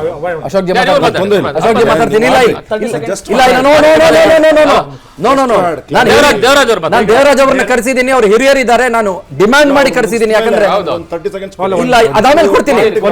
V still have 25 minutes to go. ನಾನು ಖಂಡಿತ ಅವಕಾಶ ಮಾಡ್ಕೊಡ್ತೀನಿ. ನನಗೆ ಶ್ರೀಯುತ ರಾಮಕೃಷ್ಣ ಅವರು ಹೇಳಿದಂತ ಪಾಯಿಂಟ್ ಮುಂದುವರೆಸಿ ಕೆಲವೊಂದು ಅಂಶಗಳನ್ನು ತಮ್ಮ ಗಮನಕ್ಕೆ ತರ್ತಾನೆ. ಏನು ನಾನು ಒಂದು ಪಾಯಿಂಟ್ ನಿಮಗೆ ಆಡ್ ಮಾಡಲಾ? ಪ್ಲೀಸ್ ಒಂದು ಪಾಯಿಂಟ್ ಹೇಳಿ. ನಿಮಗೆ ಇದು ಒಂದು ಸ್ವಲ್ಪ ಧರ್ಮಸಂಕಟ ಅಂತ ಅನಿಸ್ತಾ ಇಲ್ವಾ? ಇಲ್ಲ, ಈ ಘಟನೆ ನೀವ್ ಯಾವತ್ತು ರೈತರ ಧ್ವಜದ ಬಗ್ಗೆ ಹೋರಾಟ ನಡೆಸಿದವರು, ಜೊತೆಗೆ ನಿಂತವರು, ಮಣ್ಣಿನ ಮಕ್ಕಳು ಅಂತ ಹೋರಾಟ ನಡೆಸಿದವರು, ಇವತ್ತು ಕೇಸರಿ ಮಕ್ಕಳು ಅಂತ ಹೋರಾಟ ನಡೆಸಬೇಕಾದಂತ ಸ್ಥಿತಿ ಇವ್ರ ಜೊತೆಗೆ ಸೇರ್ಕೊಂಡ ಮೇಲೆ ಬಂದಿದೆ. ಒಪ್ಕೋತೀನಿ, ಅವ್ರ ಫ್ಲಾಗ್ ಅಲ್ಲಿ ಗ್ರೀನು ಇದೆ, ಕೇಸರಿನೂ ಇದೆ, ಎರಡೂ ಇದೆ, ಒಪ್ಕೋತೀನಿ. ಆದ್ರೆ ಕೇಸರಿ ಫ್ಲಾಗ್ ಅಲ್ಲಿ ಮಾತ್ರ ಇದೆ, ಹೃದಯದಲ್ಲಿ ಇಲ್ಲ ಅಂತ ತಮ್ಗೆ ಏನಾದ್ರು ಅನಿಸ್ತಾ ಇದೆಯಾ? ಒಂದು ವಿಷಯ, ನನಗೆ ಕೇಸರಿ ಅಂತಕ್ಕಂಥದ್ದು ನನ್ನ ರಾಷ್ಟ್ರ ಧ್ವಜದಲ್ಲಿರ್ತಕ್ಕಂಥ ಒಂದು ಬಣ್ಣ. ಕೇಸರಿ, ಬಿಳಿ, ಹಸಿರು ಮೂರು. ನನಗೆ ಪ್ರೈಮರಿ ಸ್ಕೂಲ್ ಇಂದ ಹೇಳ್ಕೊಟ್ಟಿರೋದು, ನಮ್ಮ ಟೀಚರ್ ಹೇಳ್ಕೊಟ್ಟಿರ್ತಕ್ಕಂಥದ್ದು ಕೇಸರಿ, ಬಿಳಿ, ಹಸಿರು ಮೂರು ಬಣ್ಣಕ್ಕೂ ಸಹ ನಾನು ಸಮಾನವಾದ ಗೌರವವನ್ನು ಕೊಡ್ತೀನಿ. ಅದು ಒಂದಾಯ್ತು, ಒಂದು ಕ್ಲಾರಿಫಿಕೇಶನ್. ಎರಡನೇದಾಗಿ ಈ ಘಟ್ಟೆಗೆ ಬಂದ್ಬೇಡ. 27/11/23 ಒಂದು ಪತ್ರವನ್ನು ಕೊಡ್ತಾರೆ. ಯೋಗೀಶ್ ಅಂತಕ್ಕಂಥವ್ರು ಮತ್ತು ರಾಮ ಮಂದಿರದ ಒಂದು ಅಲ್ಲಿನ ಲೋಕಲ್ ಟ್ರಸ್ಟ್ ಅವರು ಒಂದು ಪತ್ರವನ್ನು ಪಂಚಾಯತಿಗೆ ಕೊಡ್ತಾರೆ. ಇಲ್ಲಿ ಪೂರ್ವಕಾಲದಿಂದ ಒಂದು ದೀಪದ ದೀವಟಿಕೆ ಅಂತ ಕರಿತೀವಿ ನಾವು. ಅದನ್ನು ದೀಪದ ದೀವಟಿಕೆ ಪೂರ್ವಕಾಲದಿಂದನೂ ಅಲ್ಲಿತ್ತು. ಒಂದಲ್ಲ, ಇವತ್ತಲ್ಲ, 100 ವರ್ಷದಿಂದ ಇತ್ತು. ಅದನ್ನ ಸರಿಪಡಿಸೋಕ್ಕೆ 30 ವರ್ಷಗಳ ಹಿಂದೆಗಡೆ ಸರಿಪಡಿಸ್ತಾ ಇರೋದನ್ನ ಸರಿಪಡಿಸಿ ಸನ್ಮಾನ್ಯ ಇವತ್ತಿನ ಮುಖ್ಯಮಂತ್ರಿಗಳು ಯಾರಿದ್ದಾರೆ, ಮಾನ್ಯ ಸಿದ್ದರಾಮಯ್ಯ ಅವ್ರನ್ನೇ ಕರೆಸಿ ಅದನ್ನು ಉದ್ಘಾಟನೆ ಮಾಡಿಸ್ತಾರೆ. ದೀಪದ ದೀವಟಿಕೆಯನ್ನು ಸರಿಪಡಿಸಿ ಉದ್ಘಾಟನೆ ಮಾಡಿದ್ದು ಸನ್ಮಾನ್ಯ ಸಿದ್ದರಾಮಯ್ಯ ಅವ್ರ ಕೈಯಲ್ಲಿ. ಒಂದು ವಿಷಯ ಜ್ಞಾಪಕ ಇಟ್ಕೋಬೇಕು. ಎರಡನೇ ವಿಷಯ ಏನಾಗುತ್ತೆ, 30 ವರ್ಷ ಆದಮೇಲೆ ಮತ್ತೆ ಅದು ಶಿಥಿಲ ಆಗುತ್ತೆ, ಮತ್ತೆ ಅದನ್ನು ಸರಿಪಡಿಸ್ತೀವಿ, ದಯವಿಟ್ಟು ನಮಗೆ ಅವಕಾಶ ಮಾಡಿಕೊಡಿ ಅಂತಕ್ಕಂಥ ಮಾತನ್ನು, ಮನವಿ ಪತ್ರವನ್ನು ಆ ಪಂಚಾಯತಿಗೆ ಲೋಕಲ್ ಬಾಡಿಗೆ ಏನಿರ್ತದೆ ಕೊಡ್ತಾರೆ. ಲೋಕಲ್ ಬಾಡಿ ಏನು ಮಾಡ್ತಾರೆ, 29 ಈ ಒಂದು ಪತ್ರವನ್ನು ಪರಿಗಣಿಸಿ ಅವರ ಒಂದು ರೆಸಲ್ಯೂಷನ್ ಬುಕ್ ಪುಟದ ಸಂಖ್ಯೆ 84ರಲ್ಲಿ ಸ್ಪಷ್ಟವಾಗಿ ನಮೂದು ಮಾಡ್ತಾರೆ. ಶ್ರೀಯುತ ಯೋಗೇಶ್ ಅವರು ಮತ್ತು ಶ್ರೀಯುತ ಈ ಗೌರಿಶಂಕರ್ ಮತ್ತು ಈ ಟ್ರಸ್ಟ್ಗಳೇನಿದೆ, ಈ ಟ್ರಸ್ಟ್ ಮನವಿಯನ್ನು ನಾವು ಸರ್ವಾನುಮತದಿಂದ ಅಂಗೀಕರಿಸಿದ್ದೇವೆ. ಹಾಗಾಗಿ ಇವರಿಗೆ 29ನೇ ತಾರೀಕು ಡಿಸೆಂಬರ್ ಅನುಮತಿಯನ್ನು ಕೊಡ್ತಾರೆ. ಏನು ಹನುಮತ್ ಧ್ವಜದ ಸ್ತಂಭವನ್ನು ಸ್ಥಾಪನೆ ಮಾಡಿ ನೀವು ಫ್ಲಾಗ್ ಅನ್ನು ಐಸ್ಟ್ ಮಾಡಬಹುದು ಅಂತಕ್ಕಂಥ ಅನುಮತಿಯನ್ನ ಲೋಕಲ್ ಬಾಡಿ ಕೊಡುತ್ತೆ. ಇದು ಕಾನ್ಸ್ಟಿಟ್ಯೂಷನ್ ಅಲ್ಲಿ ಅಧಿಕಾರವನ್ನು ಉಳ್ಳಂತ ಒಂದು ಬಾಡಿ ಕೊಟ್ಟಿರ್ತಕ್ಕಂಥದ್ದು. ಅಲ್ಲ ಸರ್, ಡಿಸೆಂಬರ್ 29ಕ್ಕೆ ಅನುಮತಿ ಕೊಡ್ತಾರೆ. ನವೆಂಬರ್ 17 ಅಲ್ಲ ಸರ್, ಡಿಸೆಂಬರ್ ಸರ್ ನವೆಂಬರ್ 17ರಲ್ಲಿ ಮನವಿ ಕೊಡ್ತೀವಿ. ಯಾಕೆಂದ್ರೆ ನಾನು ಅಲ್ಲಿಂದ ಬಂದವನು ಸರ್, ನಾನು ಆ ಜಿಲ್ಲೆಯವನು. ನಾನು ನವೆಂಬರ್ 17ರಲ್ಲಿ ಮನವಿ ಕೊಡ್ತೀವಿ. ಡಿಸೆಂಬರ್ 29 ತಾರೀಕು ನಮಗೆ ಅಪ್ರೂವಲ್ ಕೊಡ್ತಾರೆ. ಅಪ್ರೂವಲ್ ಕೊಟ್ಟ ನಂತರವೇ ಆ ಕಾರ್ಯವನ್ನು ಮಾಡ್ಲಿಕ್ಕೆ ಪ್ರಾರಂಭ ಮಾಡ್ತೀವಿ. ಅಷ್ಟು ದಿವಸ ಸರಿ ಸುಮಾರು 1 ತಿಂಗಳ ಮಟ್ಟಿಗೆ ಕಾಮಗಾರಿ ನಡೆಯುತ್ತೆ. ಎಲ್ಲಿಗೆ ಹೋಗಿತ್ತು ಜಿಲ್ಲಾಡಳಿತ? ಇದರ ನಡುವೆ ಜಿಲ್ಲಾಡಳಿತ ಏನ್ ಹೇಳುತ್ತೆ ಅಂತಂದ್ರೆ, ನಾವು ಅನುಮತಿ ಕೊಡದೆಯೇ ಕಾಮಗಾರಿ ಶುರು ಮಾಡಿದ್ದೀರಿ, ಯಾಕೆ ಶುರು ಮಾಡಿದ್ದೀರಿ ಅಂತ ಕಾರಣ ಕೊಡಿ ಅಂತ ಒಂದು ಲೆಟರ್ ಬರೆದ್ವಿ ಅಂತ ಒಂದು ಲೆಟರ್ ಇಲ್ಲ ಸರ್, ಆ ನೋಟಿಸ್ ಕೊಟ್ಟಿದ್ದೀವಿ ಅಂತ ಆ ನೋಟಿಸ್ ಕೊಟ್ಟಿದ್ದೀವಿ ಅಂತ ಹೇಳ್ತಕ್ಕಂಥದ್ದು ಜನವರಿ 24ನೇ ತಾರೀಕು, 29 ಡಿಸೆಂಬರ್ ಅಲ್ಲ. ಇದು ಈ ಸತ್ಯ ತಿಳ್ಕೋಬೇಕು ಸರ್. ಒಂದು ವಿಷಯ ಕೊಡ್ತೀನಿ, ಈ ಎಲ್ಲ ನಾನು ಹೇಳೋದಕ್ಕೆ ಪ್ರತಿಯೊಂದಕ್ಕೂ ನನ್ನ ಹತ್ರ ದಾಖಲೆಗಳು ಕೊಡ್ತೀನಿ. ನಂತರ ಏನಾಗುತ್ತೆ, ಈಗ ಕಾಮಗಾರಿ ಸಂಪೂರ್ಣ ಆಗೋಗಿದೆ. ಕಾಮಗಾರಿ ಆದ್ಮೇಲೆ ಏನ್ ಮಾಡ್ತಾರೆ, ಜನವರಿ 20ನೇ ತಾರೀಕಲ್ಲಿ ಹನುಮತ್ ಧ್ವಜ ಮಾಡಿ ಅಂತಕ್ಕಂಥ ಆದೇಶವನ್ನು ಸಹ, ಅನುಮತಿಯನ್ನು ಸಹ ಸ್ಥಳೀಯ ಆಡಳಿತ ಕೊಡುತ್ತೆ. ಆಗುತ್ತೆ ಆ ಧ್ವಜವನ್ನು, ಹನುಮತ್ ಧ್ವಜವನ್ನು ಹಾರಿಸ್ತಾರೆ. ಹಾರಿಸಿದ ನಂತರ ನಾನು ಇವತ್ತಿನ ದಿವಸ ನಿಮ್ಮ ಒಂದು ವಾಹಿನಿ ಮುಖಾಂತರ ಕೆರಗೋಡಿನ ಎಲ್ಲ ನಾಗರಿಕರಿಗೂ ಕೈ ಮುಗಿದು ನಾನು ನಮಸ್ಕಾರ ಮಾಡ್ತೀನಿ. ಯಾಕೆ ಅಂತಂದ್ರೆ, ಹನುಮತ್ ಧ್ವಜವನ್ನ ಅವರು ಹಾರಿಸಿದ ಮೇಲೆ 26ನೇ ತಾರೀಕು ರಾಷ್ಟ್ರೀಯ ಧ್ವಜವನ್ನ ಹಾರಿಸ್ತಾರಲ್ಲಿ. ಎಷ್ಟು ಅದ್ಭುತವಾದ ವಿಷಯ ಲೆಕ್ಕ. ಆ ಗ್ರಾಮಸ್ಥರಿಗಿರ್ತಕ್ಕಂಥ ಪ್ರಜ್ಞೆ ಇದೆಯಲ್ಲ, ಜವಾಬ್ದಾರಿ ಇದೆಯಲ್ಲ, ಅದಕ್ಕೊಂದು ನಮಸ್ಕಾರ ಸರ್, ಅದಕ್ಕೊಂದು ನಮಸ್ಕಾರ. ಏನು ಧರ್ಮಕ್ಕೋಸ್ಕರ ಏನು, ಹೌದು, ಸಿಸ್ಟಮ್ಯಾಟಿಕ್ ಆಗಿ ಅದನ್ನ ಮಾಡ್ತಾರೆ. ಏನು ಮೊದಲೇ ಇದ್ದಂತಹ ಒಂದು ಧರ್ಮಸ್ತಂಭದ ಒಂದು ಜಾಗದಲ್ಲಿ ಮತ್ತೊಂದು ಧರ್ಮಸ್ತಂಭವನ್ನು ಕಟ್ಟರೂ ಸಹ ಆ ಧರ್ಮಸ್ತಂಭದಲ್ಲೇ ರಾಷ್ಟ್ರಧ್ವಜವನ್ನು ಹಾರಿಸ್ತಾರೆ. ಹಾರಿಸಿದ ನಂತರ ಏನಾಗುತ್ತೆ, ಜಿಲ್ಲಾಡಳಿತಕ್ಕೆ ಫೋನ್ ಹೋಗುತ್ತೆ. ಆ ಒಂದು 27ನೇ ತಾರೀಕು ಅವತ್ತೊಂದು ದಿವಸ ರಾಷ್ಟ್ರಧ್ವಜವನ್ನು ಹಾರಿಸ್ತಾರಲ್ಲ, ಹಾರಿಸಿದಾಗ ಸ್ಥಳೀಯ ಶಾಸಕರನ್ನು ಕರೆಯೋಲ್ಲ. ಯಾಕೆ ಅಂತಂದ್ರೆ, ಸ್ಥಳೀಯ ಶಾಸಕರು ಅವತ್ತಿನ ದಿವಸ ಅದಕ್ಕೆ ವಿರೋಧ ಮಾಡಿರ್ತಾರೆ, ಕರೆಯೋಲ್ಲ. ಅವ್ರನ್ನ ಬಿಟ್ಟು ಮಾಡ್ತಿದ್ದಾಗನೇ ಜಿಲ್ಲಾಡಳಿತಕ್ಕೆ ಒಂದು ಒತ್ತಡ ಹೋಗುತ್ತೆ, ಮೊದಲು ಹೋಗಿ ಗಲಾಟೆ ಮಾಡಿ ತೆಗೆಸಿ ಅದನ್ನ ಅಂತ ಹೇಳಿ. ಹೋದ ಮೇಲೆ ಬೆಳಗಿನ ಜಾವ 3 ಗಂಟೆಗೆ ನೀವು ರಾಷ್ಟ್ರಧ್ವಜವನ್ನು ತೆಗೆಸ್ತಿರಲ್ಲ, ನೀವು ಕಾನ್ಸ್ಟಿಟ್ಯೂಷನ್ಗೆ ಅಪಚಾರ ಮಾಡ್ಲಿಲ್ವಾ? ಒಂದು ಇವ್ರು ಸೆಕ್ಯುಲರ್ ಬಗ್ಗೆ ನೀವು ಇಷ್ಟೆಲ್ಲ ಮಾತಾಡಿದ್ರಲ್ಲ, ನನ್ನ ಮಿತ್ರರು ಮಾತಾಡಿದ್ರಲ್ಲ ಸರ್, ಒಂದು ಸರ್, ನನ್ನ ಸೆಕ್ಯುಲರ್ ಬಗ್ಗೆ ನನ್ನ ಮಿತ್ರರು ಸೆಕ್ಯುಲರ್ ಬಗ್ಗೆ ಇಷ್ಟೆಲ್ಲ ಮಾತಾಡ್ಬಿಟ್ರು, ನಮ್ಮ ಬಗ್ಗೆ ಬಹಳಷ್ಟು ಆರೋಪ ಮಾಡ್ತೀರ, ಒಪ್ಕೋತೀನಿ. ಮಂಡ್ಯದಲ್ಲಿ ಬಿಜೆಪಿ ಬರ್ಲಿಕ್ಕೆ ನಾನು ಕಾರಣನ? MP ಯಾರು ಬಂದ್ರು? ನಾನು ಕಾರಣನ? ಸನ್ಮಾನ್ಯ ಸಿದ್ದರಾಮಯ್ಯ ಅವ್ರು ಹೇಳ್ತಾರೆ, ನಾನು ಸುಮಲತಾ ಅವ್ರನ್ನ ಗೆಲ್ಸ್ಬಿಟ್ಟು ಅಪರಾಧ ಮಾಡ್ಬಿಟ್ಟೆ ಅಂತಕ್ಕಂಥ ಮಾತನ್ನ ಹೇಳ್ತಾರೆ. ಇದೇ ವಾಹಿನಿಯಲ್ಲಿ ನೋಡಿದ್ವಿ. ಬಿಟ್ಬಿಡಿ, ಅದನ್ನು ಬಿಟ್ಬಿಡ್ತೀನಿ, ನಾನು ಬಿಟ್ಬಿಡ್ತೀನಿ. ಈಗ ಅಲ್ಲ, ದಯವಿಟ್ಟು ಸ್ವಲ್ಪ ತಾಳಿ. ನಾನು ತುಮಕೂರಲ್ಲಿ ಬಿಜೆಪಿ ಗೆಲ್ಲಿಕ್ಕೆ ನಾನು ಕಾರಣನ? ಕೋಲಾರದಲ್ಲಿ ಬಿಜೆಪಿ ಗೆಲ್ಲಿಕ್ಕೆ ತಾನು ಕಾರಣನ? ಬಿಟ್ಬಿಡೋಣ, ಇವನ್ನೆಲ್ಲ ಪ್ರಶ್ನೆ ಮಾಡ್ಲಿಕ್ಕೆ ಹೋಗೋದಿಲ್ಲ. ಆದರೆ ಇದಕ್ಕೆ ಬರ್ತೀನಿ ಸರ್. ನಂತರ ಏನಾಗುತ್ತೆ, ಇಷ್ಟೆಲ್ಲ ಆದ ನಂತರ ಇವರಿಗೆ ಪ್ರತಿಷ್ಠೆ ಆಗುತ್ತೆ ಶಾಸಕರಿಗೆ. ಸಣ್ಣ ವಿಷಯವನ್ನ, ಬಹಳಷ್ಟು ಸಣ್ಣ ವಿಷಯವನ್ನ ಮಾನ್ಯ ಕುಮಾರಸ್ವಾಮಿ ಅವರು ಅದನ್ನೇ ಹೇಳ್ತಿರೋದು. ನಾವು ಯಾವುದೇ ಕಾರಣಕ್ಕೂ ಪ್ರತಿಭಟನೆಗೆ ಹೋಗಿಲ್ಲ, ಮತ್ತೊಂದಕ್ಕೆ ಹೋಗಿಲ್ಲ. ಜಿಲ್ಲಾಡಳಿತದಾಗ DC ಅವರಿಗೆ ಸ್ಪಷ್ಟ 4-5 ಸಲ ಫೋನ್ ಮಾಡಿ ಹೇಳ್ತಾರೆ, ದಯವಿಟ್ಟು ಅಲ್ಲಿರ್ತಕ್ಕಂಥ ಪೊಲೀಸರನ್ನು ವಾಪಸ್ ಕರ್ಸ್ಕೊಳ್ಳಿ, ಮುಗ್ಧ ಜನರ ಮೇಲೆ ಲಾಠಿ ಚಾರ್ಜ್ ಮಾಡಬೇಡಿ, ದಯವಿಟ್ಟು ಮುಗ್ಧ ಜನರ ಮೇಲೆ ಲಾಠಿ ಚಾರ್ಜ್ ಮಾಡಬೇಡಿ, ಅಲ್ಲಿರ್ತಕ್ಕಂಥವ್ರನ್ನ ಕರೆದು ನಾವು ಮಾತನಾಡೋಣ. ಅಲ್ಲಿ ಎಷ್ಟು ಒಳ್ಳೆ ಸಲಹೆ ಕೊಡ್ತಾರೆ, ಲೆಕ್ಕ ಹಾಕೊಳ್ಳಿ, ಒಳ್ಳೆ ಸಲಹೆ ಕೊಡ್ತಾರೆ. ಅಲ್ಲಿರ್ತಕ್ಕಂಥ ಜನಗಳನ್ನ ಭಾವನೆ ಕರೆದು ಮಾತಾಡಿ ಅವ್ರ ಭಾವನೆಗಳನ್ನ ಅರ್ಥ ಮಾಡಿಕೊಂಡು ನಂತರ ನಾವು ಮಾಡಿದ್ರೆ, ಕಾನೂನುಬದ್ಧವಾಗಿ ಆಚರಣೆ ಮಾಡ್ಲಿಕ್ಕೆ ಹೊರಟಿರ್ತಕ್ಕಂಥ ಜನರ ಮೇಲೆ ನೀವು ಲಾಠಿ ಚಾರ್ಜ್ ಮಾಡಿದ್ದು ಯಾವ ಕಾನ್ಸ್ಟಿಟ್ಯೂಷನ್ ಹೇಳುತ್ತೆ? ಸರ್, ನಂತರ ಏನಾಗುತ್ತೆ ಸರ್, ಇದಿಷ್ಟೇ ಆಗೋದಿಲ್ಲ. ಇವರು ಮುಚ್ಚಳಿಕೆ ಅಂತ ಹೇಳ್ತಾರಲ್ವಾ, ಮುಚ್ಚಳಿಕೆಯಲ್ಲಿ ಸೈನ್ ಮಾಡಿರ್ತಕ್ಕಂಥ ತೋರಿಸ್ತಾರಲ್ಲ, ಗೌರಿಶಂಕರ್ ಟ್ರಸ್ಟ್ ಅವ್ರು ಯಾರು ಸೈನ್ ಮಾಡಿಲ್ಲ, ಮತ್ತೆ ಯೋಗೀಶ್ ಸೈನ್ ಮಾಡಿದ್ದೀರಾ, ಮತ್ತೆ ಯಾರು ಮಾಡಿದ್ರು? ಯಾರು ಮುಚ್ಚಳಿಕೆ ಆಗಿರೋದು?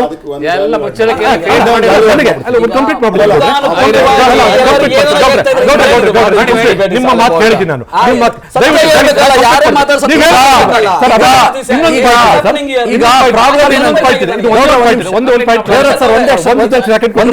ಅಲ್ಲ, ಇವರು ಒಂದು ವಿಷಯ ಬಹಳಷ್ಟು ದೊಡ್ಡದಾಗಿ ಹೇಳ್ತಾರೆ. ಕುಮಾರಸ್ವಾಮಿ ಅವರು ಕೇಸರಿ ಶಾಲನ್ನು ಯಾಕೆ ಹಾಕೊಂಡ್ರು? ಪ್ರಶ್ನೆನೂ ಒಪ್ಕೋತೀನಿ.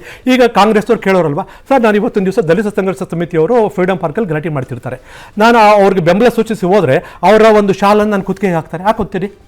ಮತ್ತು ಇನ್ನೊಂದು ಕಾರ್ಮಿಕ ಸಂಘಟನೆಯವ್ರಿಗೆ ಅಲ್ಲಿಗೆ ಹೋಗ್ತೀನಿ, ಅವ್ರ ಶಾಲೆ ನನಗೆ ಹಾಕ್ತಾರೆ, ಹಾಕೋತೀರಿ. ಹಾಕೊಂಡು ಅವ್ರಿಗೆ ಬೆಂಬಲವನ್ನು ಸೂಚಿಸಿದ್ರೆ ಅವ್ರಿಗೊಂದು ಬಲ ಬರುತ್ತೆ, ಮತ್ತು ನಾನು ಸಹ ಅದರಲ್ಲಿ ಒಬ್ಬ ಅಂತ ಆಗುತ್ತೆ. ಅಲ್ಲಿಗೆ ಆ ಒಂದು ಅಂಶವನ್ನು ಪರಿಗಣಿಸಬೇಕಾಗಿತ್ತು ಹೊರತು ಇವರಿಗೆ ಕೇಸರಿ ಅಂದರೆ ಯಾಕೆ ವಾಕರಿಕೆ? ಪ್ರಶ್ನೆ ಒಂದು. ಎರಡನೇದಾಗಿ ಒಂದೇ ಒಂದು ಪ್ರಶ್ನೆ ಕೇಳ್ತೀನಿ ಸರ್. ಸನ್ಮಾನ್ಯ ಶಿವಲಿಂಗೇಗೌಡರು ಇವತ್ತು ಗಣರಾಜ್ಯೋತ್ಸವದಲ್ಲಿ ನಮ್ಮ ರಾಷ್ಟ್ರದ ಚಿಹ್ನೆ ಯಾವ್ಯಾವುದು? 3ಗಳಿವೆ. ಪಕ್ಷಿ ಯಾವುದು? ನವಿಲು. ಮತ್ತೆ ಪ್ರಾಣಿ ಯಾವುದು? ಹುಲಿ. ಮತ್ತೆ ನಮ್ಗೆ ಹೂವು ಯಾವುದು?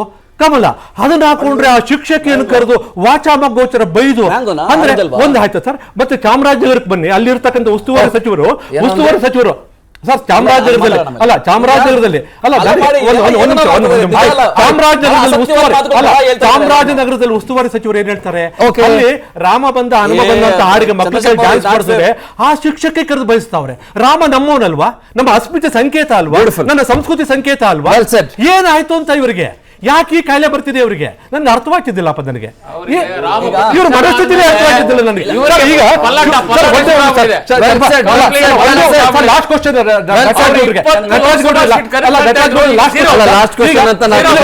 ಮತ್ತೆ ಮಾಡಲ್ಲ ನಿಮಗೆ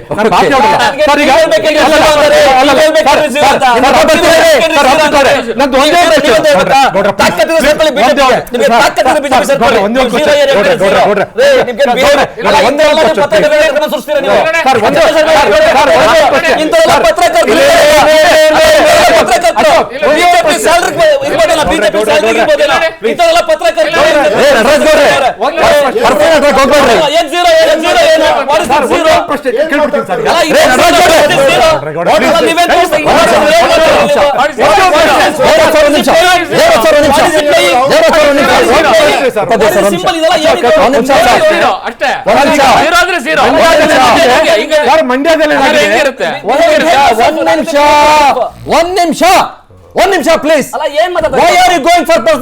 ನಾನ ಮಾಡ್ತಾ ಇರೋದು ಅವ್ರು ಏನೋ ಹಿಂಗಂತ ಇದ್ದಾರೆ.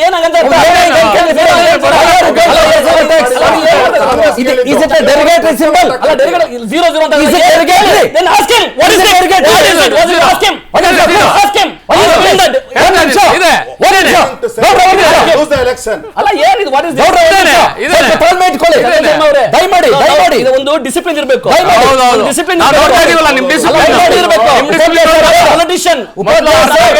ಮಾತಾಡಿದ್ದು ಗೌಡ್ರೆ,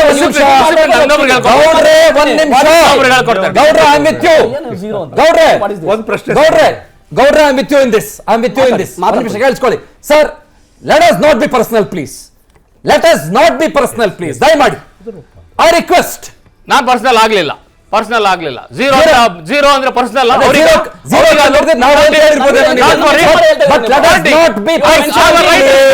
I have a right to say. Let us not be personal. You say BJP will be zero. You say that.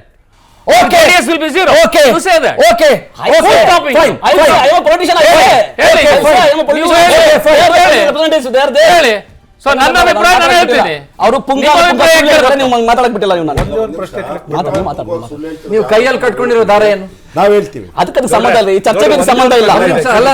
ಪರಂಪರೆ ಕೇಳಬೇಕು. ನನ್ನ ಪರಂಪರೆ ಇದು. ಬೇಡ ಬಿಡಿ. ಪರಂಪರೆ ಅಂದ್ರಲ್ಲ, ಈ ಪರಂಪರೆ ಸಾವಿರದ ವರ್ಷಗಳ ಇತಿಹಾಸ ಇದೆ. ಅದನ್ನ ನೀವು ಔರಂಗಜೇಬ್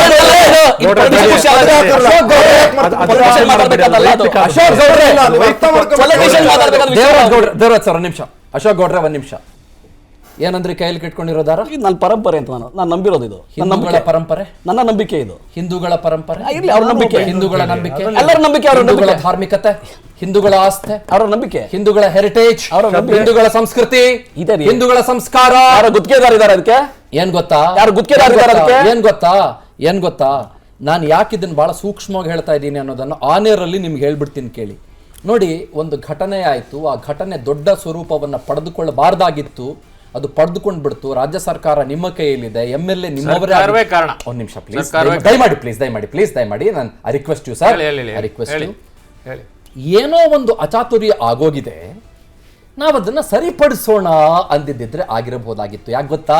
ಆಗಿಲ್ಲ. ಯಾಕೆ ಗೊತ್ತಾ? ಕಾನೂನು ಮೀರಿದ್ದಾರೆ. ಯಾಕೆ ಗೊತ್ತಾ? ಅದನ್ನೇ ಕಾನೂನು ಮೀರಿದ್ದಾರೆ ಬಿಜೆಪಿ ನಾಯಕರು. ಇರಿ ಸಮಯ ಹೇಳಿ, ಇರ್ರಿ. ನೀವು ಕೆರಗೋಡ್ನವರೆಲ್ಲ ಬಿಜೆಪಿ ನಾಯಕರನ್ರಿ. ಅಲ್ಲ, ಜೆಡಿಎಸ್ ಮತ್ತು ಬಿಜೆಪಿ ನಾಯಕರು. ಕೆರಗೋಡ್ನವರೆಲ್ಲ ಬಿಜೆಪಿ ನಾಯಕರ.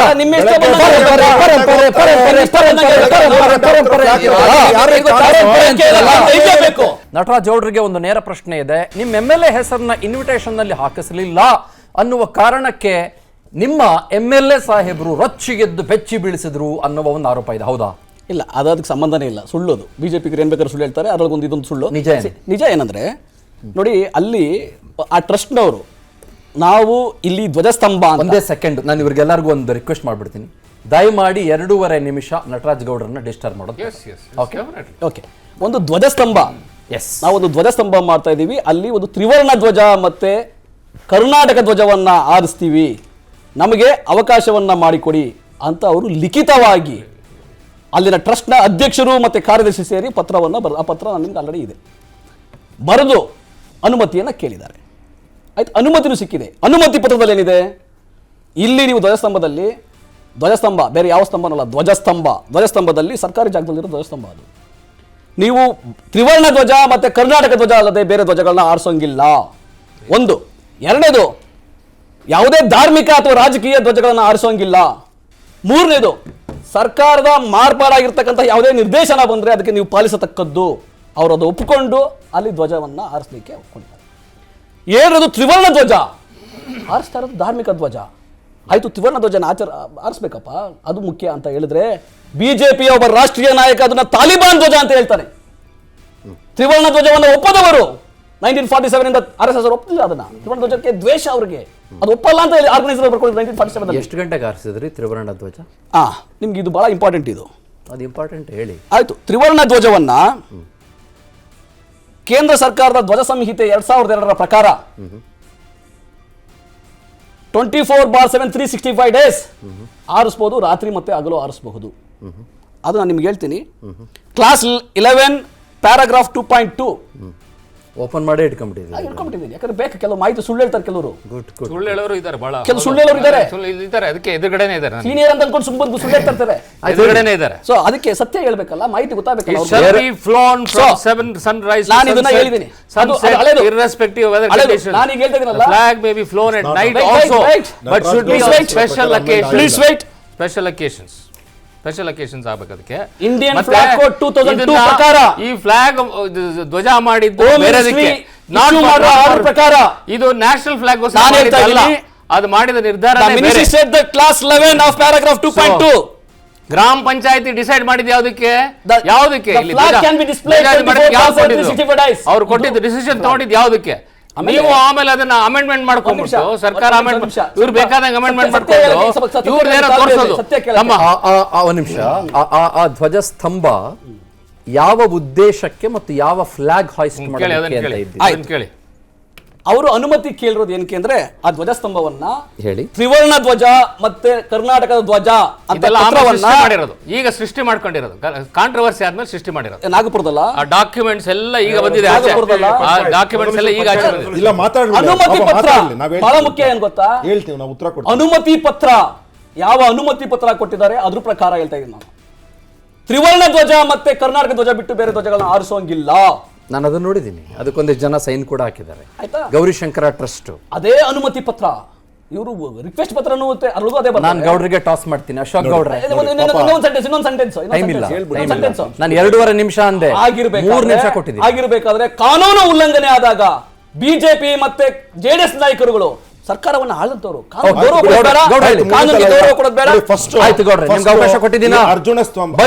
ಅರ್ಜುನ ಸ್ತಂಭ ಬಂದು 108 ಅಡಿ ಇದೆ. ಅಂದ್ರೆ ಅದು ಏನಕ್ಕೆ ರಿಲಿಜನ್ಸ್ಗೆ ಏನು ಸಿಂಬಲ್ ಇದಾಗುತ್ತೆ. ಒಂದು. ಎರಡನೇದು, ಅವ್ರು ಕೊಟ್ಟಿದ್ದು ಆಗ್ಲೇ ಪಾಪ ಕರೆಕ್ಟಾಗಿ ಹೇಳಿದ್ರು ದೇವರಾಜ್ ಅವರು, ನವೆಂಬರಲ್ಲಿ ಕೊಡ್ತಾರೆ, ಡಿಸೆಂಬರಲ್ಲಿ ಪರ್ಮಿಷನ್ ಕೊಡ್ತಾರೆ. ಆಮೇಲೆ ಇವರು ಏನು ಅಫಿಡವಿಟ್ ಕೊಟ್ಟಿದ್ದಾರೆ ಅಂತ ಹೇಳ್ತಾರಲ್ಲ, ನಾವು ಬರೀ ಭಾರತ ಧ್ವಜ ಮತ್ತು ಕರ್ನಾಟಕ ಧ್ವಜ ಮಾತ್ರ ಆರಿಸ್ತೀವಿ ಅಂತ, ಆ hand writing resolution hand writing same ಇದೆ. ಅಂದ್ರೆ ಅರ್ಥ ಏನು, ಯಾರು ಬರ್ಕೊಂಡಾರ ಯಾರು? ಈಗ ನಾನೊಬ್ಬ ಹಳ್ಳಿಗಾಡಿನ ಪ್ರದೇಶದಲ್ಲಿ ಇರ್ತಕ್ಕಂಥನು, ಪದಗಳು ತಪ್ಪಾಗಿ ಬರಿತೀನಿ, ಕನ್ನಡ ಬರ್ತದೆ ಇಲ್ಲ ಅಂತಲ್ಲ, ತಪ್ಪಾಗಿ ಬರಿತೀನಿ, ಬರ್ಕೊಂಡವನು ಯಾವನಪ್ಪ, ಅವನೇ ಬರ್ಕೊಂಡಿರೋನು, ಅಂದ್ರೆ ಅಧಿಕಾರಿನೇ. ಅಂದ್ರೆ ಅರ್ಥ ಏನಲ್ಲಿ, ಇದು ಫೇಕ್, ಇದು ಮ್ಯಾನಿಪುಲೇಟೆಡ್ ಅಂತ.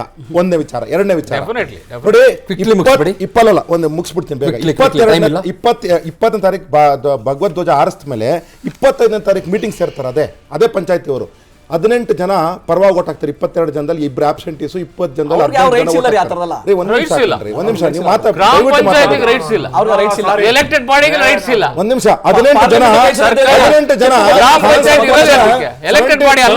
ಅಮೆಂಡ್ಮೆಂಟ್ ಪಾಪ ಇವ್ರು ಓದ್ಕೊಂಡಿಲ್ಲ ಅನ್ಸುತ್ತೆ. ಬರೀ ಫ್ಲಾಗ್ ಅದಕ್ಕೂ ಬರ್ತೀನಿ. ಅದಾದ್ಮೇಲೆ ರೆಸೊಲ್ಯೂಷನ್ 18 ಜನ ಪರವಾಗಿ ಓಟ್ ಹಾಕಿದ್ಮೇಲೆ ಇವ್ರಿಗೇನು ಅಷ್ಟೊಂದು ಹೊಟ್ಟೆ ಇವ್ರಿ ಏನಕ್ಕೆ ಮೆಣಸಿನಕಾಯಿ ಇಟ್ಕೊಂತಾರೆ ಭಗವದ್ ಧ್ವಜ. ಅದಾದ್ಮೇಲೆ ಎರಡನೇದು ಅಲ್ಲ ದೇವ್ರ ಜನ. ಅದಾದ್ಮೇಲೆ ಫ್ಲಾಗ್ ಬಗ್ಗೆ ಬರ್ತಾರೆ. ಫ್ಲಾಗ್ ದಲ್ಲಿ ನೋಡಿ, ಇದು ಭಾರತದ ಫ್ಲಾಗ್ ಬಗ್ಗೆ ಸರಿಯಾಗಿ ಇವ್ರ ಮಾಹಿತಿ ಇಟ್ಕೊಂಡಿಲ್ಲ ಅನ್ಸುತ್ತೆ. ಭಾರತದ ಫ್ಲಾಗ್ ಏನಿದೆಯಲ್ಲ, it is separate from all other flags. ಯಾಕೆಂದ್ರೆ ಅದರಲ್ಲಿ 2002 ಅಮೆಂಡ್ ಮಾಡಿರ್ತಕ್ಕಂಥದ್ದು ಬೇರೆ ಎಲ್ಲ ಫ್ಲಾಗ್ ಅಮೆಂಡ್ ಮಾಡ್ತೀವಿ. ಆ ಭಾರತಕ್ಕೆ ಏನಂದ್ರೆ ಮನೆಗಳಲ್ಲಿ ಆರ್ಸಕ್ಕೆ, ಒಂದು ನಿಮಿಷ, ಮನೆಗಳಲ್ಲಿ ಆರ್ಸಕ್ಕೆ ಮಾತ್ರ ಬೇರೆ ವಿಚಾರ. ನೀವು ಪಬ್ಲಿಕ್ ಪ್ಲೇಸ್ ಅಲ್ಲಿ ಆರಿಸಬೇಕು ಅಂದ್ರೆ it has to be before 9 AM and 6 o'clock ಒಳಗಡೆ ನೀವು ತೆಗಿಲೇಬೇಕು ಅಂತಾನೆ ಭಾರತದ ಫ್ಲಾಗ್ ಇರೋದು. ಆಮೇಲೆ ಒಂದ್ ನಿಮಿಷ, ಏರ್ಪೋರ್ಟ್ ಮುಂದೆ 365 ಡೇಸ್ ಆಡ್ತಾ ಇದೆ. ಅದು ಬೇರೆ ಅದಕ್ಕೋಸ್ಕರನೇ ಅದಕ್ಕೆ ಹೇಳ್ತಾ ಇರೋದು, ಅದಕ್ಕೋಸ್ಕರ ಅಮೆಂಡ್ ಮಾಡಿರೋದು. ಬೆಳಗ್ಗೆ ಮಧ್ಯಾಹ್ನ 3 ಗಂಟೆಗೆ ಭಾನುವಾರ ಬೆಂಕಿ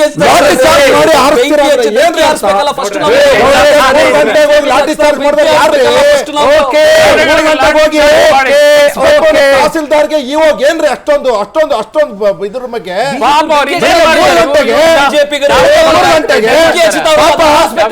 ಪಾಪ ಜನ ಬಡ್ಕೊಳ್ಳೋದು ಬೇಡ, ಟಾಯ್ಲೆಟ್ಗೆ ಹೋಗೋದು ಬೇಡ, ಗಲಾಟೆ ಮಾಡ್ಕೊಂಡು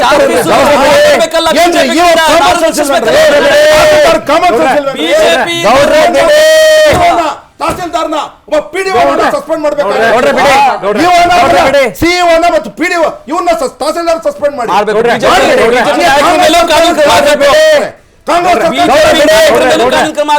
ಈಗ ನೋಡಿ, ಆ ಪಂಚಾಯತಿ ರೆಸೊಲ್ಯೂಷನ್ಸ್ ಒಂದು ಲೈನ್ ನಿಮ್ಗೆ ಹೋಗ್ಬಿಡ್ತೀನಿ. ಸದರಿ ಅರ್ಜಿಯ ವಿಚಾರವನ್ನು ಸಭೆಯಲ್ಲಿ ಮಂಡಿಸಲಾಯಿತು. ಅರ್ಜಿದಾರರು ಕೆರಗೋಡು ಗ್ರಾಮದ ಬಸ್ ಸ್ಟ್ಯಾಂಡ್ ಬಳಿ ಅರ್ಜುನ ಸ್ತಂಭ ನಿರ್ಮಿಸಲು ಮನವಿ ಸಲ್ಲಿಸಿರುತ್ತಾರೆ. ಸದರಿ ಮನವಿಯನ್ನು ಸ್ಥಳ ಪರಿಶೀಲನೆ ಮಾಡಿ ನಿಯಮಾನುಸಾರ ಕ್ರಮ ಜರುಗಿಸಲು ಸಭೆ ಸರ್ವಾನುಮತದಿಂದ ತೀರ್ಮಾನಿಸಲಾಯಿತು. ಇದು it is a resolution of the panchayat. ಇನ್ನೊಂದು ಹೇಳಿ ಕೊಟ್ಟು ಒಂದೇ ಒಂದು ನಿಮಿಷ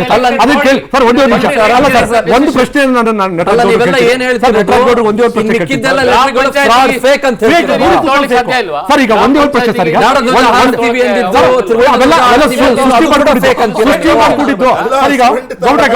ಪ್ರಶ್ನೆ ಈಗ ಸರ್, ಒಂದೇ ಒಂದು ಪ್ರಶ್ನೆ ಕೇಳಿ. ಇವಾಗ ಏನಾಗಿದೆ, ಈಗ ಇಲ್ಲಿ ಹೋರಾಟ ಮಾಡಿದಂತ ಕಾರ್ಯಕರ್ತರಿಗೆ 106 ಜನಕ್ಕೆ ನೀವು FIR ಹಾಕಿದ್ರಿ. ಇವತ್ತು ಚಾಂದಿನಿ ಚೌಕ್ ನಮ್ಮ ಏನು ಶಿವಾಜಿನಗರದಲ್ಲಿ ಹಾಕಿರ್ತಕ್ಕಂಥ ಒಂದು ಫ್ಲಾಗ್ಗೆ ಎಷ್ಟು ಜನದ ಮೇಲೆ ನೀವು ಹಾಕಿದ್ರಿ? ಧರ್ಮ ನಿರಪೇಕ್ಷತೆ ಅಂತ ನೀವು ಹೇಳ್ತಿರಲ್ಲ, ಸೆಕ್ಯುಲರ್ ಅಂತ ಹೇಳ್ತಿರಲ್ಲ,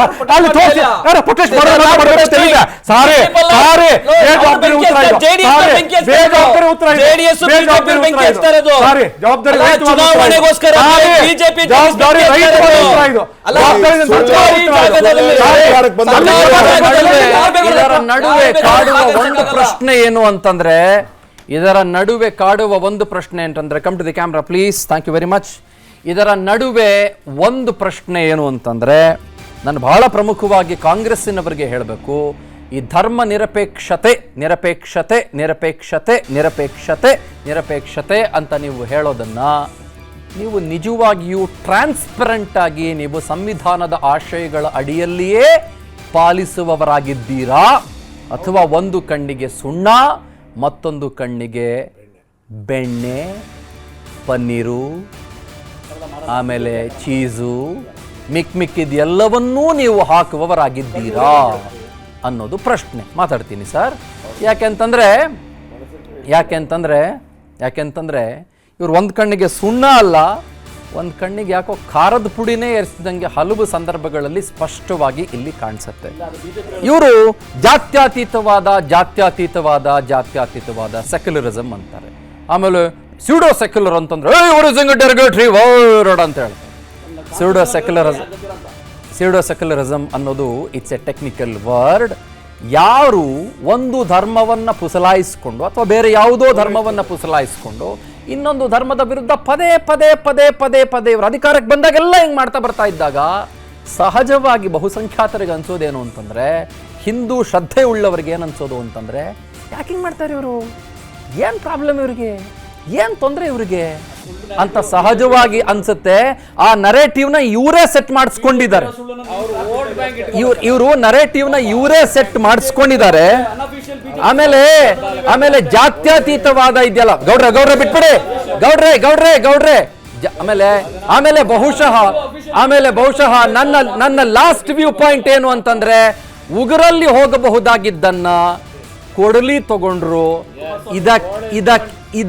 ಇದಕ್ಕೆ ಬಹುಶಃ ಅಲ್ಲಿ ಮೊಟ್ಟ ಮೊದಲ ಬಾರಿಗೆ ಆಯ್ಕೆಯಾಗಿರುವ, ಒಂದು ನಿಮಿಷ ಸರ್, ಅಲ್ಲಿ ಮೊಟ್ಟ ಮೊದಲ ಬಾರಿಗೆ ಆಯ್ಕೆಯಾಗಿರುವ ಶಾಸಕರ ಅನನುಭವಿತನವೂ ಕೂಡ ಅಲ್ಲಿ ಸ್ಪಷ್ಟವಾಗಿ ಎದ್ದು ಕಾಣಿಸ್ತಾ ಇದೆ. ಆಮೇಲೆ ಜಾತ್ಯತೀತತೆ ಬಗ್ಗೆ ಮಾತನಾಡಿದ್ರು. ಹಿಂದೂ ಪರಂಪರೆಯಲ್ಲೇ, ವೇ ಆಫ್ ಲೈಫಲ್ಲೇ ಜಾತ್ಯತೀತತೆ ಇದೆ ಕಣ್ರಿ. ಹನುಮಂತ ಯಾವ ಜಾತಿಗೆ ಸೇರಿದ್ರಿ? ಹನುಮಂತ ಯಾವ ಜಾತಿಗೆ ಸೇರಿದ್ದು? ಕೃಷ್ಣ ಯಾವ ಜಾತಿಗೆ ಸೇರಿರೋದು? ರಾಮಲಲ್ಲ ಯಾವ ಜಾತಿಗೆ ಸೇರಿರೋದು? ಗೌಡ್ರೆ, ಯಾವ ಜಾತಿಗೂ ಸೇರಿರುವುದಲ್ಲ. Thank you. ವಿಸ್ತಾರ ಇದು ನಿಖರ ಮತ್ತು ಜನಪರ.